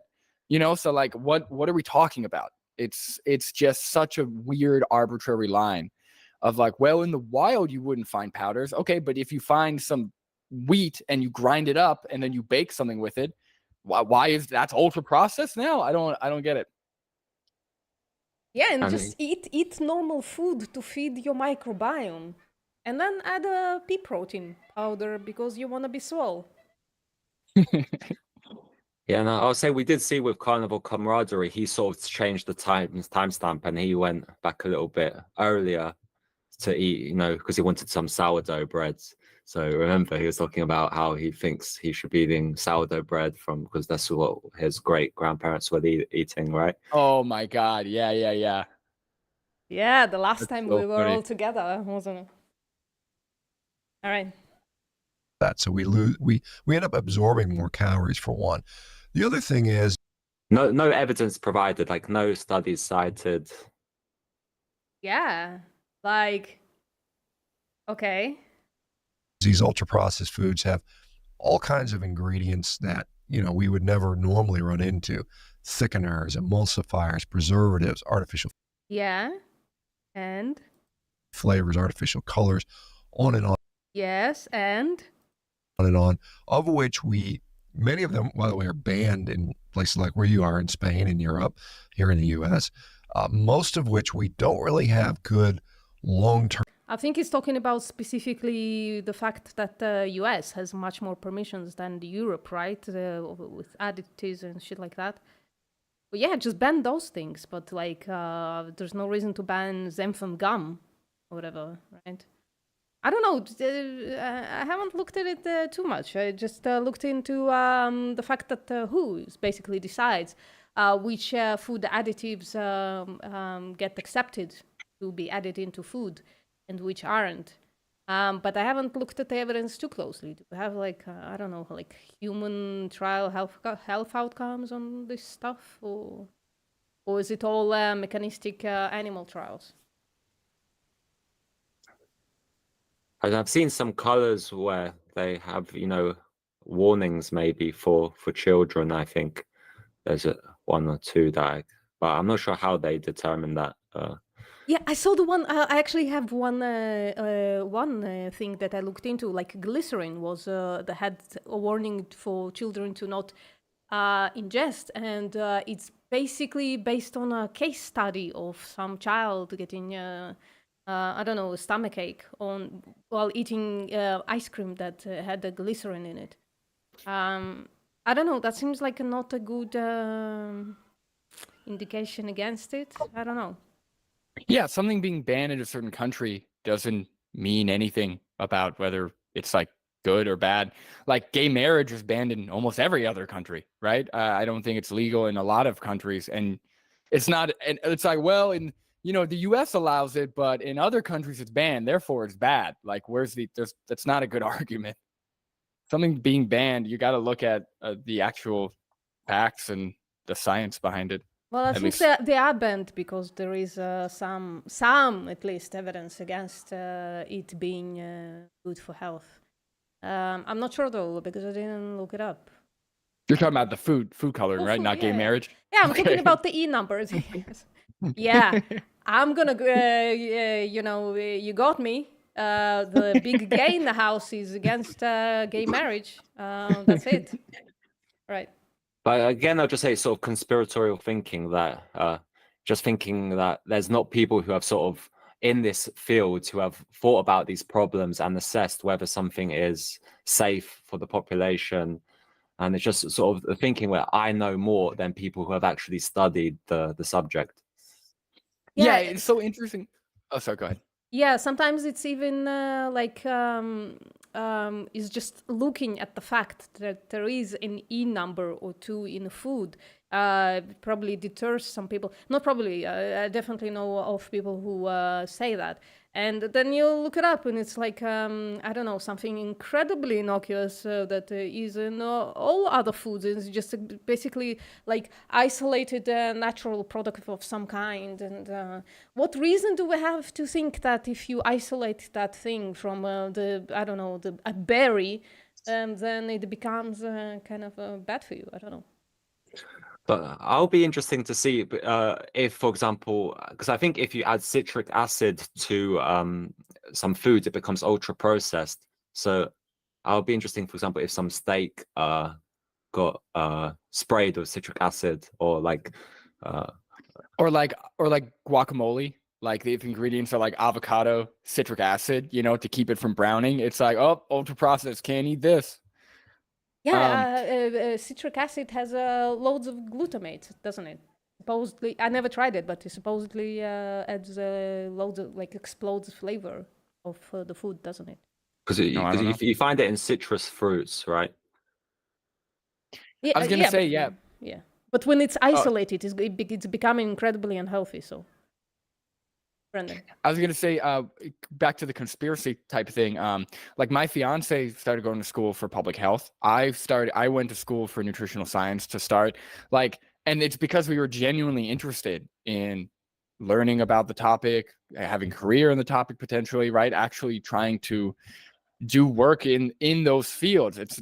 and like, yes, money can lead to corruption, but unless you have evidence, like Patrick was saying, fraud or your, like blatant lies, that's a very big accusation, right? So unless you have evidence, these were people who went to school. These are people who had goals, who had an interest in the topic and who want to help. So yes, money can corrupt. And if there's evidence showing that people are taking money and corrupting the science or tweaking things that they shouldn't be, then we can talk. But until you have that evidence, you can't just accuse people of very serious crimes.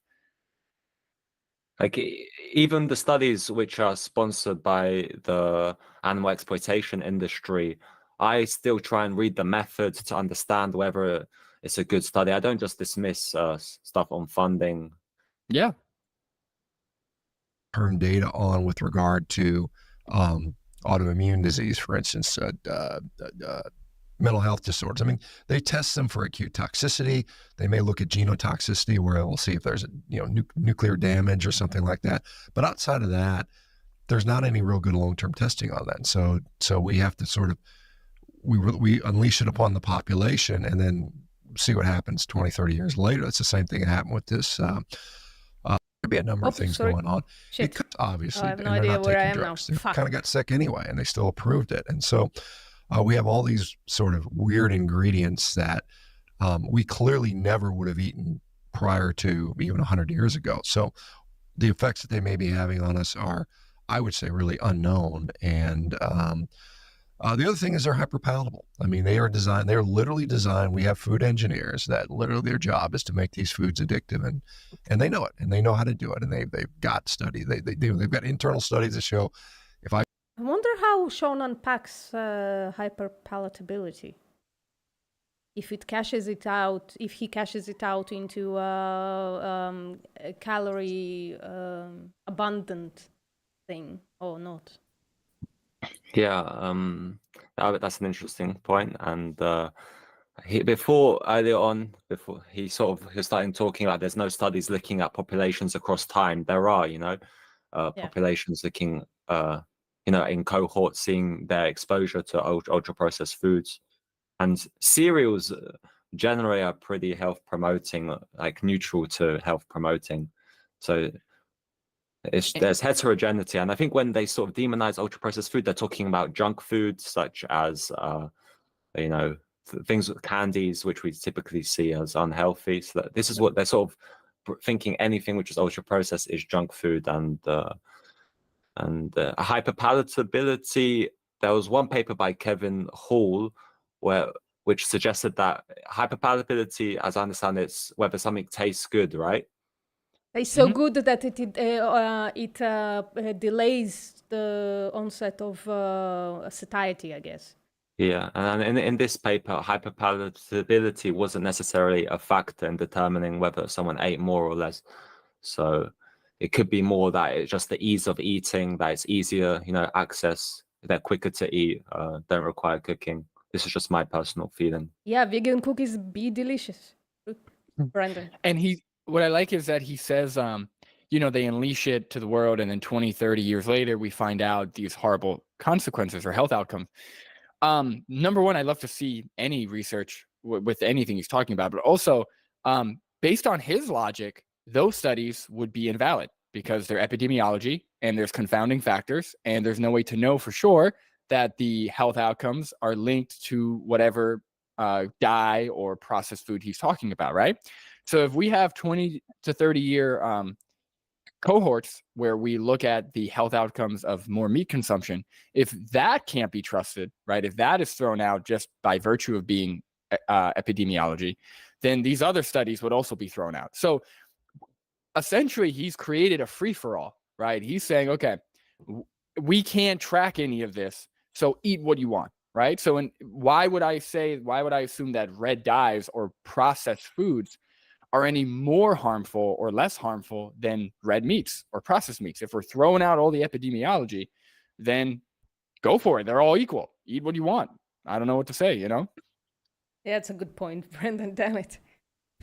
I feed people this, they're going to want to eat more of it. And we see that with sugar, we see that with fat, we see that with salt, we see it with all these flavor additives that encourage that. So it drives unnatural appetite, unnatural eating. It's absorbed in a weird way. It has all these ingredients of which we don't really know what the hell they're doing to us. So that's kind of the general issue with ultra processed food. Now, ultra processed food and processed food are a little different.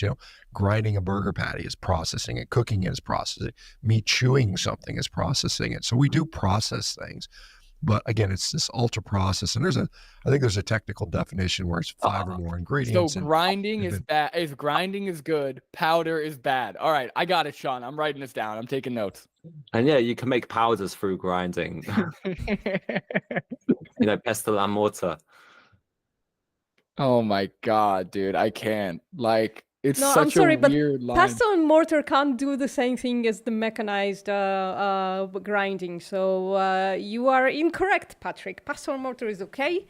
Mechanical grinding is not okay after a certain particle size, I guess. I don't know. Hold on, what if I sit on a burger by accident? If I sit on a burger, is it too processed now? And like I smush it or something, Like I don't. This is such a weird line that he's drawing with no evidence.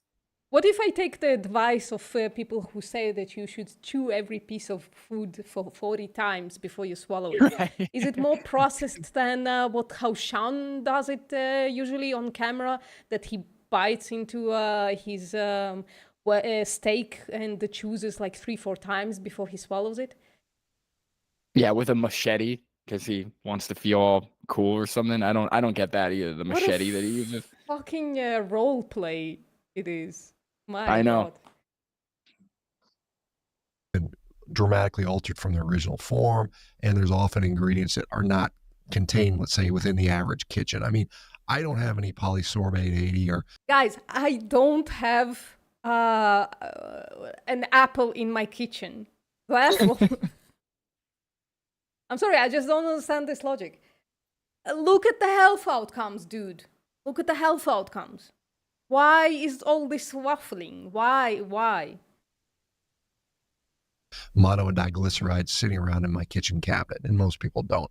But this is what these sort of factories, adulterate the food with, and it's interesting. Guys, I don't have meat in my kitchen. I haven't had meat in my kitchen. Frankly, I've been vegan for 9 years, but I haven't had meat in my kitchen for like 10. Like 11 or 12. So therefore, meat is not healthy, guys. Interesting to see that. Some of it's done for shelf stability, because if they can sit it on the shelf for 6 months or a year, they don't lose that product if it goes bad. So when I go to the store and say I want to buy some heavy cream, for instance, there's a version where it's just cream by itself, and then there's a version with cream plus, I don't know, xanthan gum or guar gum or carrageenan, and that costs almost half the price. Carrageenan, you mother. For the poison, the poison version is cheaper. Or I'm kind of obviously. Well, hold on. Does he have evidence that it's poison? I thought he said we don't have evidence for poison. Well, and also he's acting as if shelf life or stability is bad. If anything, it's a great advancement for food security, right? If everything goes bad in 3 days, our food production has to be so on point, and everything has to be so on point so people don't starve. Yeah. But if you have food that can last a year, 2 years, 3 years in a can, you have almost guaranteed food security. So what's more important, right? Not having gum in your food or starving potentially? I don't understand. Good point. Yeah. A little hyperbolic on the poison version, but it is a version that perhaps those things are problematic for us. I think people are going to listen to that and think, oh my God, my heavy cream. I'm carnivore. I have to look at my ingredients. You do have to look at your ingredients. We're going to talk about best and worst foods, how to start We have it in common with vegans. Yeah, we know. Look at your ingredients, guys. carnivore. But it's important to understand there's ultra processed foods, there's processed foods. And then that goes into the next layer, which is, okay, I'm going to eat whole, unprocessed foods, a healthy diet. The extremes Oh, you're going to eat an apple? are vegan, carnivore. I want to get your first. Sorry, vegan doesn't mean whole food, right? Those are two different things. And I hate to spoil it to you as a junk vegan myself, semi-junk. I mean, anyways, Brendan, you have something to say? No, 100%. I'm curious as to what he's going to say about the vegan diet. I have a feeling, but your thoughts first. Yeah. first on Sorry. vegan? Yeah, well, I mean, clearly there are people that improve their health by going vegan, at least in the short term. And for some, they actually. As someone who doesn't have long-term outcomes for fucking carnivore diet, you shouldn't be talking, Shawn. Glass houses and shit. Glass houses. Sorry. Can sustain it over a period of time. I think that the majority can't, but some do.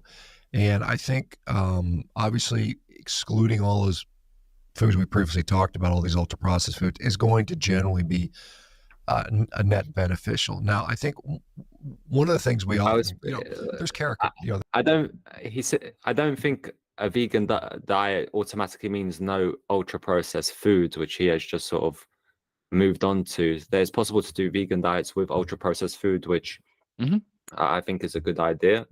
Yeah. Specifically, fortified products are great.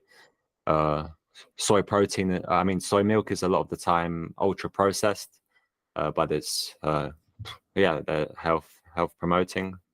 Yeah, I think in their book, any diet that eliminates what they consider ultra processed, wherever that line is like automatically a healthier diet. Yeah. Which, I mean, if we look at a vegan diet that does exclude processed foods, right? Yeah, I mean, because you're also excluding like processed meats, different things. So yeah, that probably does lead to better health outcomes. But right, a vegan diet it probably is more sustainable and would still lead to great health outcomes with processed foods, like fortified foods, supplementation, if we consider that processed, whatever you want to call it. So yeah, I think we are all in agreement. We all know that just because a food is processed doesn't mean it should be excluded or leads to worse health outcomes. But in their book, I think they're comparing like, whole food plant-based to whole food, or whatever whole food carnivore means, I guess whole flesh carnivore. Yeah. And I think I personally, I don't advocate a completely whole foods diet. I agree. It's just too restrictive. I think it's easy to like get on that thing where it's like, okay, whole food plant-based, exclusively, you've got to eat only whole fruits, whole veggies, whole grains, stuff like that. But it's just not sustainable for most people. And there's no reason for it. There's plenty of beneficial foods that are more processed, like soy milks, like fortified cereals. There's a lot of great things that are more processed that could help you with your diet. Yeah, some of these are ultra processed, as you mentioned, and they can reduce risk of various detrimental health outcomes. So, guys, I mean, my vitamin D tablet, vegan D3. I'm sorry, is that a powder? It's a powder. Oh my god! Is that a powder? Instantly unhealthy. So Dude, throw it out right now. So it's incredibly terrible for me. And it doesn't matter that it basically made my vitamin D status amazing. That's right. No, because it's a powder. That's it. There's Every time somebody says something stupid about nutrition online, I remember to take my supplements. sort of characterizations of what a vegan looks like. Thin, usually, maybe somewhat emaciated, not very muscles.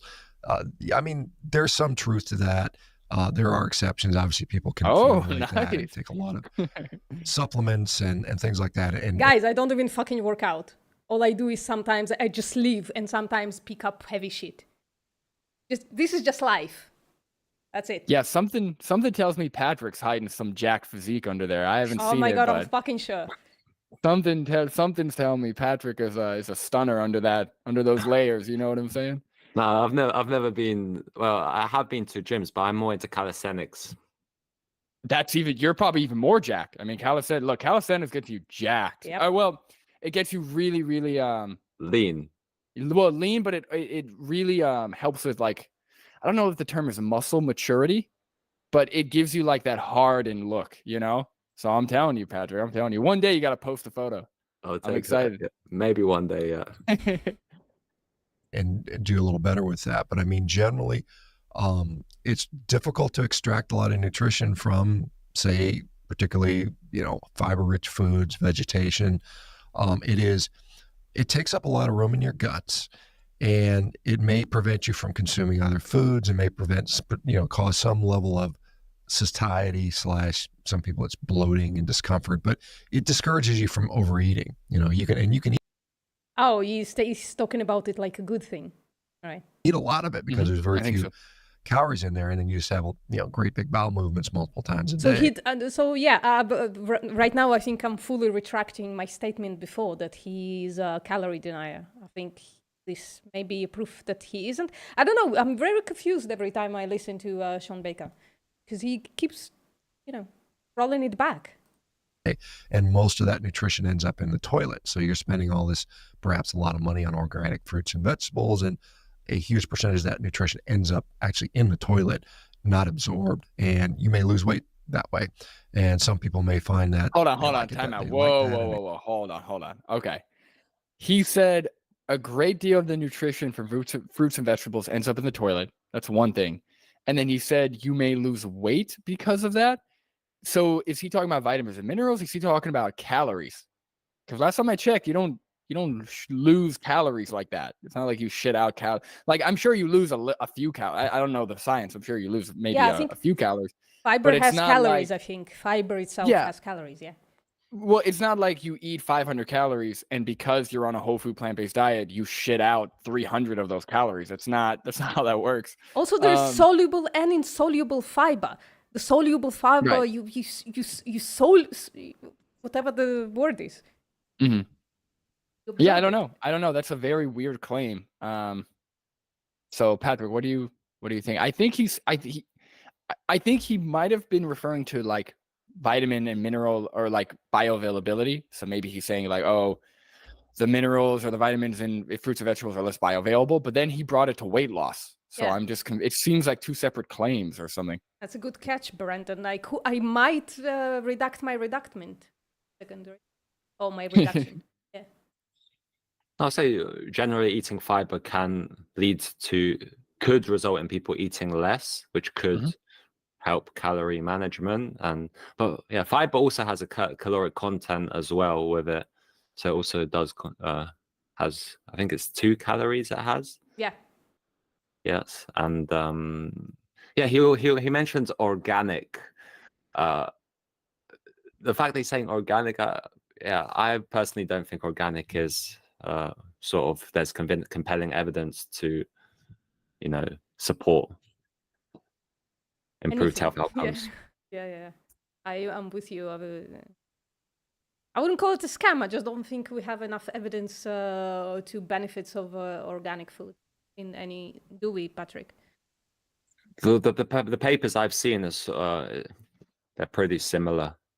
So just eat fruits and vegetables. Don't really get, if anything, like for me, probably the stress of having to worry, is it organic or not? That might lead to worse health outcomes just with the stress, the added stress of it all. Yeah. And you may lose weight that way. And some people may find that they like that and they prefer that. And there's, you can obviously have a tremendous amount of variety. There's, like I said, there's a lot of overweight, obese, sick vegans that are consuming, again, the ultra-processed food, the sugary vegan desserts and things of that, or the ultra-processed vegan cheeses and fake milks and whatnot. So that is, what I see with veganism. Now, again, there are a few people, a very small percentage that sustain it and seem to be relatively healthy over a period of time, although... just the 18 of us here. That's it. It's just the 3 on the panel and the 15 people in the chat, and the rest can't sustain a vegan diet. Absolutely not. We see as they get older and older, the likelihood of osteopenia, osteoporosis, fractures, sarcopenia certainly starts to set in. And so we rarely see. Sorry, does he have evidence for elderly vegans having all these health problems as opposed to like other diet groups? I don't know. I don't think so. He's pulling out of his ass, doesn't he? Yeah, the best evidence I've seen actually shows like plant-based dieters had. I think I saw they had a lower risk of calcium deficiency, or a higher intake of calcium. I don't know, Patrick, if you know what I'm referring to. I cannot remember off the top of my head, but I know that there's with regards to the fractures which he mentioned, there was a study called the Epic Oxford where there was the only risk was raised in postmenopausal women with low BMI, and then the calcium intake. I think no, they didn't actually take into account vitamin D intake. And then the Adventist Health. So actually, in the study which I mentioned, Epic Oxford, considering vegans above a BMI, I think it was of 22.5, vegans actually had a lower risk of hip fracture. But specifically just postmenopausal women, they had an increased risk with low BMI. And then in Adventist Health Study 2, they actually adjusted for calcium and vitamin D, and then the risk was diminished in postmenopausal women after these adjustments. And then there was a recent paper from last month, I think, looking at just plant-based dietary indices. So those consuming, in the top, range, in the top, I think it was quartile, quintile, or something like that, of adherence to a healthful plant-based dietary pattern. There was like no association with hip fractures, and they had like on average consuming about 1,200 milligrams of calcium per day. That sounds about right. When I was tracking food, 1,200. So I sounds think about like right. recommendations are about around 1,000, but Yeah, it's somewhere. I think as far as I could figure, it's between 800 and 1,200. So 1,000 is where usually most countries land on as the recommendation, as the RDA. Yeah. So I think with regards to bone health, most important, calcium, vitamin D, exercise, BMI, have a don't be underweight, like What I consider vigorously well-muscled older vegans. I mean, there's exceptions, but generally we don't see that. So with a vegan diet, because I'm thinking of somebody listening to this episode, they might be vegetarian or vegan out of ethical reasons, or maybe they're just born with that kind of lifestyle. What is missing in a vegan or a vegetarian diet that you can't get, that you have to eat meat? Well, again, a vegetarian diet and a vegan diet can be very different. Obviously, a vegetarian diet, dairy, eggs. Some people include fish in that. For some reason, they'll call it vegetarian rather. We agree. Oh my God, I agree with Shawn completely. Why would you call yourself a vegetarian and include fucking flesh? I think that there are obviously B12 is one that most people are familiar with. I mean, there are certain vitamins. I mean, supplements exist. And nutritional products that are difficult to obtain on a vegan diet. Not impossible, but difficult, and it's harder to do. And then there are certain things that you can't get, which are conditionally beneficial. Things like carnosine and creatine, carnitine to some degree. Those things have beneficial effects to the heart, to the brain, the musculoskeletal. Conditionally beneficial, he said. It's definitely. Listen, I'm inclining to agree with Shawn Baker on everything he said, but it's not a good indication of vegan diets being somehow suboptimal or something, right? So what he said so far, you can't get B12, agreed. Everybody knows that. Just get a fucking supplement. Animals are also supplemented a lot of the time. There you go. Even if it wasn't true, fully granted, you have to take a B12 supplement on a vegan diet, right? We agree? Okay, and then there are certain nutrients that are harder to get. Again, agree. You have to be a little more cautious with your vegan diet, right? Like tracking your nutrition for a little bit could be incredibly beneficial. You'll know exactly what you have, right? And then there are, how did he say it, Patrick? About the timidly beneficial, or how did he say? Conditionally beneficial nutrients. Again, agreed. Okay, there are some beneficial nutrients that you could supplement. That's great. So why is a vegan diet problematic? I don't see it. I agree with Shawn, but I just don't agree with the conclusion, and therefore a vegan diet is problematic somehow. And a lot of the nutrients he mentions you cannot even get in a reasonable quantity anyway, unless you're supplementing. So Exactly. Yeah, especially in only skeletal muscle tissue. Yeah. Yeah, exactly. Also, carnosine isn't carnosine. You have to take like grams, like something that is supraperennial doses, right? Yeah. Well. and creatine, the body omnivores, omnivorous athletes, they also a lot of the time supplement with creatine and muscle oil, flesh. I've got some papers where it loses creatine's converted to something else when you are cooking it. So, Oh, interesting. body endogenously produces some of it, but the numbers are very low. And so we see, like, for instance, there was a nice study out of Stanford University done in 2018 where they looked at people with low serum carnitine Isn't that a bit epidemiology, Sean? levels. Yeah. And plant-based people tend to have lower serum carnitine levels. They had a higher rate of major depressive disorder. And so you can get plenty of carnitine by eating, say, a steak or something like that. So those types of things. I mean, obviously we hear about vitamin K2, vitamin D3.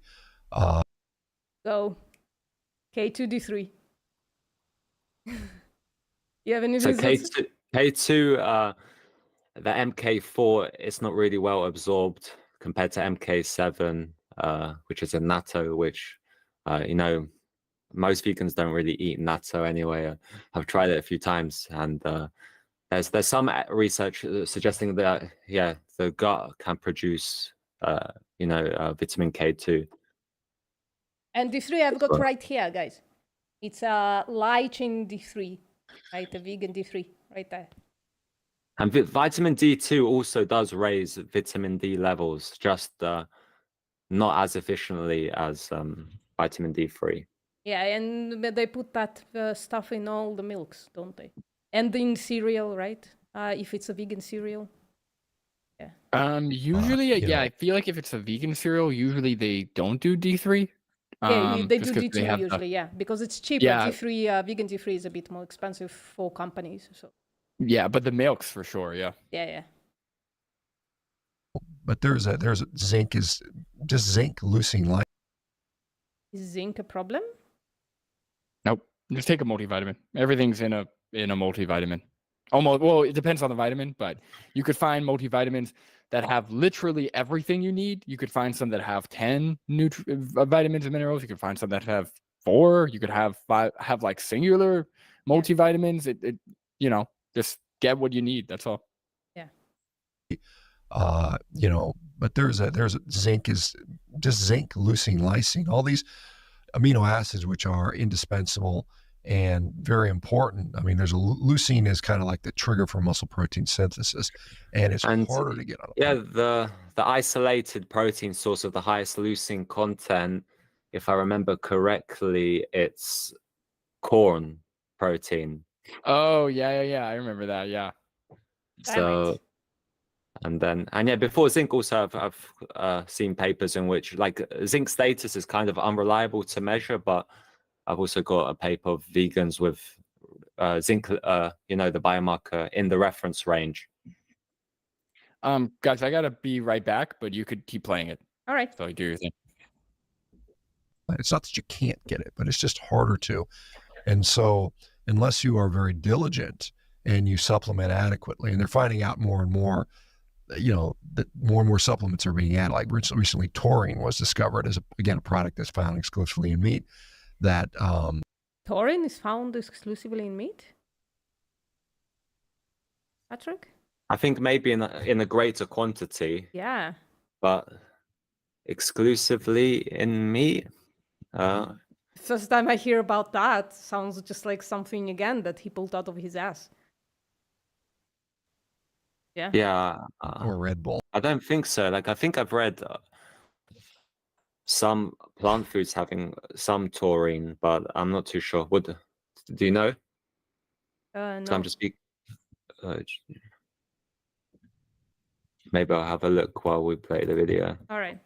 If you want to drink the supplements, is also lacking in a vegan diet, and it also has benefits to our brain health.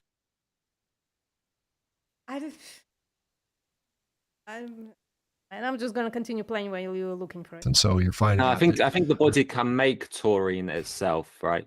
Yeah. So It's even it's if a there are- non-essential amino acid for humans, isn't it? Is it? yeah, and so like if the body can make it, why do we really Well, he's saying it's why beneficial somehow, which is okay, fine. They'll take a supplement. I'm taking a amino acid supplement right now. I'm taking glycine in supraprendial doses. I'm taking 3 grams of glycine to see if it improves my sleep. So it could be beneficial, right? Doesn't mean like no. If you go to a doctor, right, and they say, well, glycine could be beneficial for sleep, therefore you should eat 10 kilos of steak or something.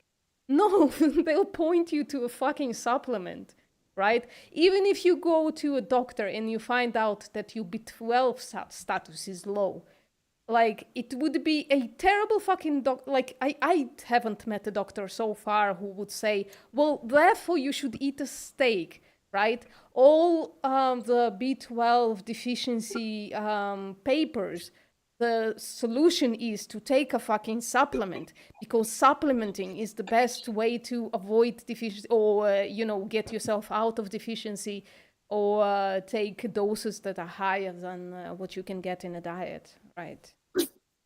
Sorry for monologuing for a bit there. you're having to supplement more and more and more to get optimal nutrition. And also we're finding out that, well, we know that, if you're doing a vegan diet for ethical reasons, you're causing a lot more animal suffering and death than you probably understand. And it's something that, Excuse me, motherfucker. It's just our job to talk about fucking ethics, right? So we definitely know everything about it. Brandon, now you can go on a tirade. Oh, have we went on a tirade about crop deaths already? Yeah, no, I mean, like we addressed earlier, like we are fully aware. I know that they, like, non-vegans always think this is like a gotcha. Yeah. Last week I did activism and the guy was like, let me ask you a question. Do you understand all the moles, voles, snakes, rats? Like they go on this like little rap that they heard on Joe Rogan. And I'm like, and even before he said that, I'm like, you're gonna ask me all crop deaths, right? You're gonna ask me about the dead. He's like, yeah. And I'm like, okay, let me explain. No, so yeah, I only I mean, hear it or read it 10,000 times a day. That's it. That's the only way for me to, like, anyway. Yeah. I think if you really look at it in depth, you'll understand that. And it may be more ethical just to eat, a diet that includes meat, particularly if you are particular about how that meat is sourced. And that can be probably the most ethical thing you can do. Is Shawn advocating for vegans to go on an omnivorous diet? Because he says he talks about diet that includes meat, right? So it means it doesn't center meat. Well, I think I've heard this claim from carnivore dieters in the comment section of my videos. The idea that you can survive on 2 grass-fed cows a year, right? So their claim is, okay, if I kill and eat 2 grass-fed cows over the course of an entire year, I am technically responsible, or they're speculating that they would be responsible for less animal deaths compared to the deaths that occur in monocrop agriculture or something like that, right? Mm-hmm. There's a couple problems with that. Number one, let's just say we grant that someone on the carnivore diet does only kill two cows a year, right? And eats 2 cows. You might be able to make the claim that it results in less death or less of an impact on animals, but the claim that it is less immoral or less unethical, I think is completely false, right? Just like if somebody kills 5 people a year in their car, by accident, right? But then they murder 1 person, right? The murder is always going to be more unethical, right? The intentional, premeditated killing, exploitation, etc. It's always going to be more, I would say, morally problematic. But separate from that, if we are comparing the numbers, you also have to account for the fields that are plowed for the cows to graze on, because they do clear the fields. They what is it? They create like I don't know if it's great or pasture land. Yeah, you have to treat that field a certain way. You also, during the winter time, you also have to grow hay and grass to feed to the cows, which requires you to chop that grass and chop that hay, and results in animal deaths too. So there's a lot more to it than just the 2 cows that you are killing. But again, we would never like swap out car accidents for murders, even if there were less murders, or sorry, even if there were less deaths occurring in the during that year. You know what I mean? Yeah. And again, none of this is fucking irrelevant, because those people are advocating for meat heavy diets or meat only diets as the natural human diet, and yet for everybody to eat that diet, you have to kill 2/3 of the human population. Or put them on not to mention, not to mention that it's unsustainable for the land that you would need for this 2 cow only grass fed diet. But yeah, I agree. So it becomes an incredibly selfish diet. It's both the healthiest, most human adopted diet, and you can't sustain populations on it. So who the fuck cares about your specific meme diet, Nathan Scott? And I'll also add that when someone is like murdering a sentient being, I also count the death as rights violations. So, for example, if someone kept someone in their cellar and was feeding them to eventually murder them, I would definitely count the crop deaths involved as a rights violation. So, because it's something, I think Nutrivore maybe brought up in the debate that when you're murdering someone that doesn't need to die, all the death, even if it's sort of accidental, or it's like it counts as a rights violation because it didn't need to happen. Yeah, agreed. Great thing about you is that you're not anti anything, but you're giving a well-balanced, evidence-based approach. And Excuse me, evidence coming from where? Evidence-based, yeah, a well-balanced, evidence-based approach. That's and he's not anti anything. Please give me a break, bro. This is pure entertainment. So 21 minutes in. How many citations have we got? How many has he cited? Yeah, is there any in the description? Just curious. Of course not. I don't think he's mentioned the study yet, right? He did. He mentioned one about just recently. He mentioned in like an 8-week study. I forgot what he said specifically about it. But yeah, he did mention one. I don't know if I mean, recently was about an hour ago. So, and I will claim that there is such a thing as YouTuber amnesia, because you are concentrating on so many things that you're bound to forget what happened 30 minutes ago. Okay. Favoring a meat-based diet, which goes nicely into carnivore. Now, there's different variations of carnivore, as you've probably seen over the last 5 to 6 years. What is a carnivore diet? Well, again, I wrote a book called The Carnivore Diet. I was kind of the first guy to really popularize it. And my definition is it's a diet that focuses on animal foods. You eliminate plant foods generally. I mean, some people include a few herbs and spices, as like a flavoring thing. A cake every now and then. Product. I mean, that's pretty much what it is. And I know there's obviously different, like you said, different variations on that. Even in the book, I outlined a couple different versions that may be appropriate for, say, someone with an autoimmune condition versus somebody that's just trying to lose a few pounds. And so, if you want to make a shift towards optimal health with a carnivore diet, they meet challenges. People things in the analyze. Learn more, just go to all these phytonutrients. Right? For me, it was a bit vague what he meant by focuses on. Of course it's vague. He can't give you anything specific. What are you talking about, Patrick? Do you expect something specific from Shawn Baker? He walked it back like 3 times. Polyphenols. It's actually been shown now that meat actually has those things in those, and often in very significant quantities. It's just never been where they But looked at. There's I'll some just great make work a done by point Adventist. actually. If meat, tastes so good, why are they advocating to use, plants as spices? Yeah. And very significant. Yeah, it should become a meat shake. It will absorb better than a slab of meat that you can grind with your teeth, right? Those amino acids are gonna be breaking down and absorbing much better into your bloodstream, whatever. Can't do it. Too ultra processed. Yeah, No powders, no shakes, no. no But blendies. grinding, except ground beef. Ground beef is fine. In quantities. It's just never been really looked at. And there's some great work done by a guy named Stefan van Vliet, Frederick Provenza who've shown that, particularly. Yeah, I know this Stefan van Vliet, and I've heard of him too. Yeah. one time on Twitter he was showing a study, sort of implying that meat was not associated with detrimental health outcomes, and then in the study the dose was 15 grams of red meat. It was like about between maybe just under 15 grams or 13 grams, something like this. And so with sort of a little bite of meat per day, you won't necessarily expect to see health outcomes. Yeah, no, if everybody wanted to eat 2 bites of red meat a day, we wouldn't even be talking about nutrition, right? That's the problem.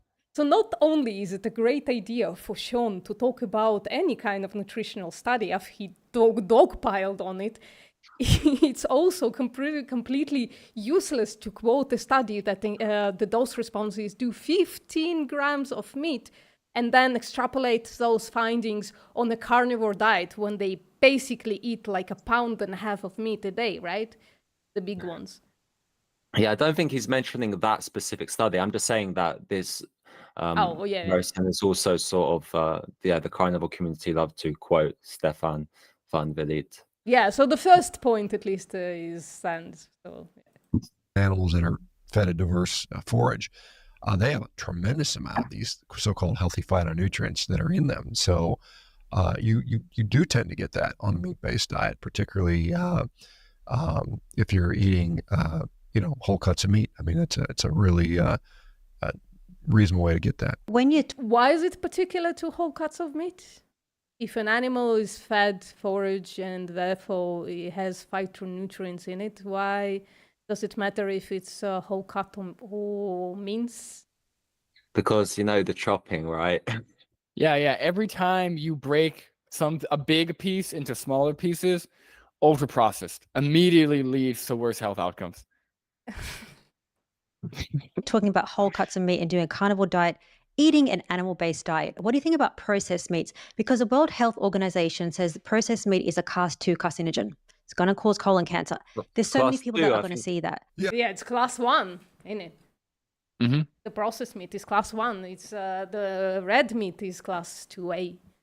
And here's what I find so interesting, right? We have this, and I don't want to appeal to authority, but we have this really large,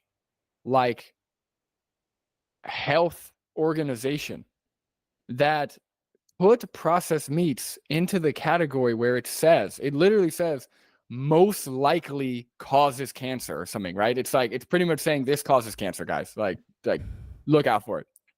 And people are eating bacon salads, just salad. Did you see that on Instagram? Yeah. Just salads made out of just bacon. People are it's just so crazy, the psychology, how people are more confident in their own beliefs than a large health organization filled with probably hundreds of health experts who have come to some kind of consensus here. I just don't understand. Where is this confidence coming from? Where is this it's that's why I'm saying this is way more conspiratorial than people think. I don't think it's just dishonest. I think there is something psychological happening here with people and their dietary choices. And specifically for processed meat, there's studies involving alkylating signatures. So sort of through a mediator, sort of strengthening the thought that it can increase the risk for colorectal cancer, because people who had greater consumption had a greater amount of these alkylating signatures, and then lower survival rates following colorectal cancer. Heartbreaking, in it. Yeah, I don't get it. Yeah, well, I mean, again, obviously, processed meat has a lot of different nuance and variation within that. And so it's, what do you mean by processed meat? You know, is it some uncured bacon? What do you mean? What do you mean by processed meat? Did you not just talk about being processed and ultra processed? You know exactly what it is, don't you, Shawn Baker? And he's like, what do you mean by processed meat? Are you talking about powdered meat? Because yeah, if it's powdered meat, then that's a no-go. But are we talking about bacon? Because bacon's good. It's like, that's so funny. Bacon versus, you know, because you can go to the local grocery store, big box grocery store, and you'll get some prepackaged meat that is smothered in soybean oil and sugar and like 50 of those processed ingredients. And so there's a difference in what do you mean by processing. You know, if you go to, like, you're in Spain where they have lots of hams. I'll just quickly add that soybean oil is generally, in the right dose. I'll guess because vegetable oils are pretty consistently health promoting, and go ahead. I was just saying, what he's implying is that processed meats are really only bad when there's sugar and vegetable oils on them. If there aren't any sugars or vegetable oils, processed meats is a-okay, buddy.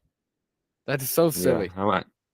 And there's also studies which look at sugar up to a great amount of percentage of calories to see if whilst adjusting, and saturated fat is the one which finds a relationship for. So sugar doesn't seem to be uniquely deleterious to health from what I've seen, apart from the fact that it's easier to potentially overconsume calories, or it's associated with junk food, or you tend to find it or in like overweight individuals, or like people who have trouble with what's it called, insulin, right? Insulin resistance. Obviously, sugar is going to be a problem there. But if you're at a healthy weight and you're not type 2 diabetic, I haven't seen anything weird or anything bad about sugar either. But yeah, high carb diets in the population that have a high diet quality, they also tend to be beneficial. So there's also this idea that people who have diabetes, they should just avoid all carbohydrates, and which is not the case from what I've seen. Guys, you don't have to convince me to go eat some chocolate. Seriously, I'm gonna do it. Every food can be part of a healthy diet. Yeah, there it is, buddy. Yes. It's your when you get merch, it's your t-shirt. It's his catchphrase, yes.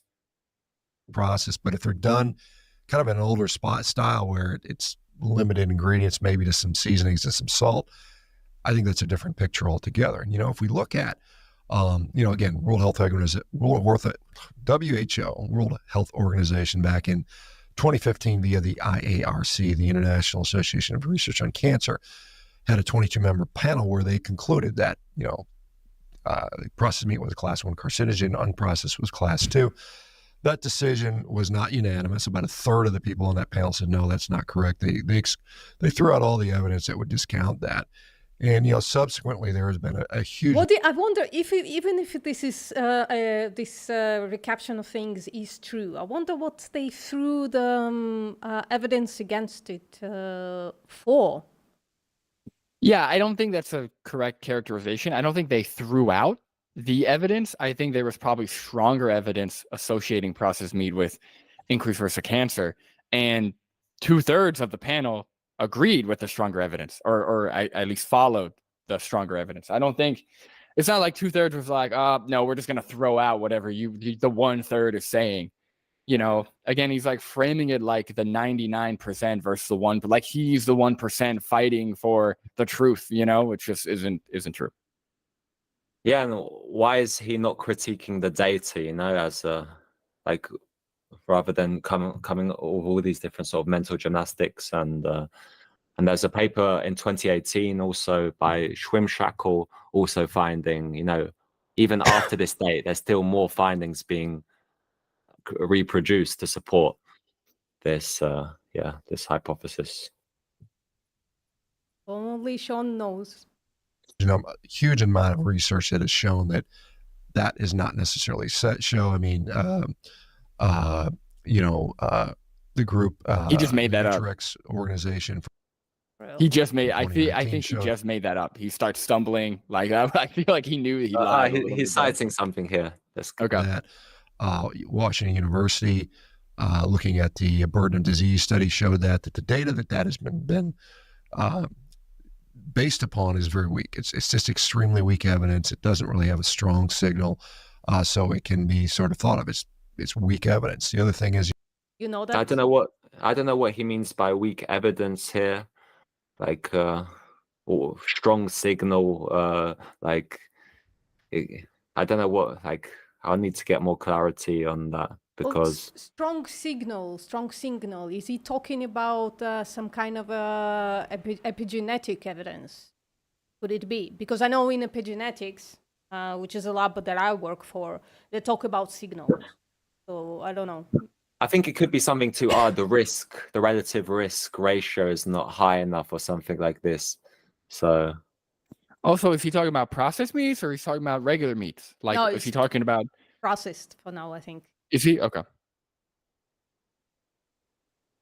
if we look at like Why do you think there is a difference in evidence between processed and regular red meat? Well, no, I don't know. I just because he's kind of just speaking so vaguely that like, was this post saying there was weak evidence to support regular meat? Was he saying it's weak evidence to support processed meat or both? Like, like he's just leaving out every detail that would matter. He was just kind of saying what they said very vaguely. Yeah. right, Well, yeah, if they provided the link in the sources, we could have taken a look, but it's not there, right? nah. Mm-mm. for instance, studies out of Asia, which are very different. The way they consume their food in Asia is a little bit different than we do in Western societies. Most of the meat that is consumed in a Western sort of diet might be hamburgers, hot dogs, pizzas. Often they're consumed alongside other foods that are problematic. Whereas in Asia, these meats might be consumed as part of a stir fry, with a bunch of vegetables, which are quote unquote supposedly healthy. They're probably healthier than. I will add that Asian populations might have smaller consumptions, so the dose is lower, and also there's papers which adjust for whether meat is served as a dish or within a meal, or such as in the lasagna, and then there's still like similar risk increases. So is there evidence, Patrick, for vegetables being healthy? What is this just a question? No, because he's claiming that he's adding quotes around vegetables being healthy. Replay what he said so I can Sure. see. Of a stir fry, with a bunch of vegetables, which are quote unquote supposedly healthy. They're probably healthy. Okay. He's like, which are He's immediately unquote. walking it back, by the way. Oh, they're probably healthy in this scenario, blah, blah, blah. But before, people are going to remember the claim that vegetables are not healthy.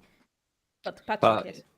I'll just add that I personally, I don't really care whether or not meat is health promoting or not, Obviously. because it wouldn't justify the behavior. So And this is what I try and tell like carnivore dieters in the comments or something like, I don't really care. Like, we could even grant that a carnivore diet could be as healthy as like my problem with carnivore dieters is they're making claims about plant-based diets that are just false, right? They're saying plants are trying to kill you. They're saying you can't be healthy on a plant-based diet. That's my issue, and they're not providing evidence. I don't care if meat causes heart disease. I don't care if meat is beneficial. I don't care if, so that's what I'm trying to explain to people who are like, well, you didn't, I'm not here to prove carnivore dieters wrong.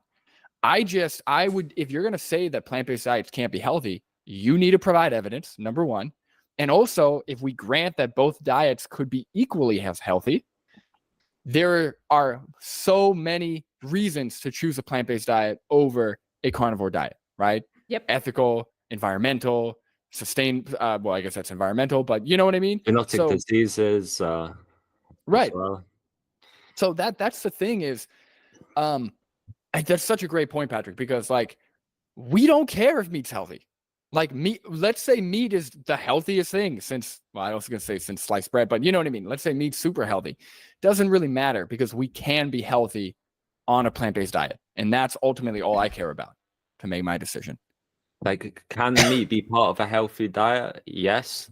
So far, the evidence we have that I've seen is that doses consistently above 100 grams per day of red meat is going to be detrimental. But I think it's important to be objective, so that we also be objective with the health outcomes of cultivated meat when it's released. Maybe we could actually do a double-blind trial comparing cultivated meat to animal flesh, you know. Well, it should be the same, right? You would think the outcomes would be the same, but that would be interesting. Yeah, maybe there's other factors. Maybe it would, you know what would probably help? It would probably have less pathogens or less foodborne illnesses or whatever. That would probably decrease with lab-grown meat because you could control for that a lot better. There is another thing that is going to incredibly decrease: stress hormones. And it doesn't matter how you kill an animal, stress hormones are going to happen first through CNS and then through ANS. I have a video about that. Channel. And is this in relation to health outcomes or just? I have no idea if what kind of health outcomes on stress hormones. It's just not gonna exist in the lab-grown meat. But yeah, I think the point about the pathogens is quite a good important one, particularly because I was reading a study the other day that just with liver in, I think it was in Belgium, maybe contaminated with all sorts of I cannot, what bacteria was that? I cannot remember off the top of my head, but just generally when it's in a controlled environment, we would expect it to be better. Yeah. Yep.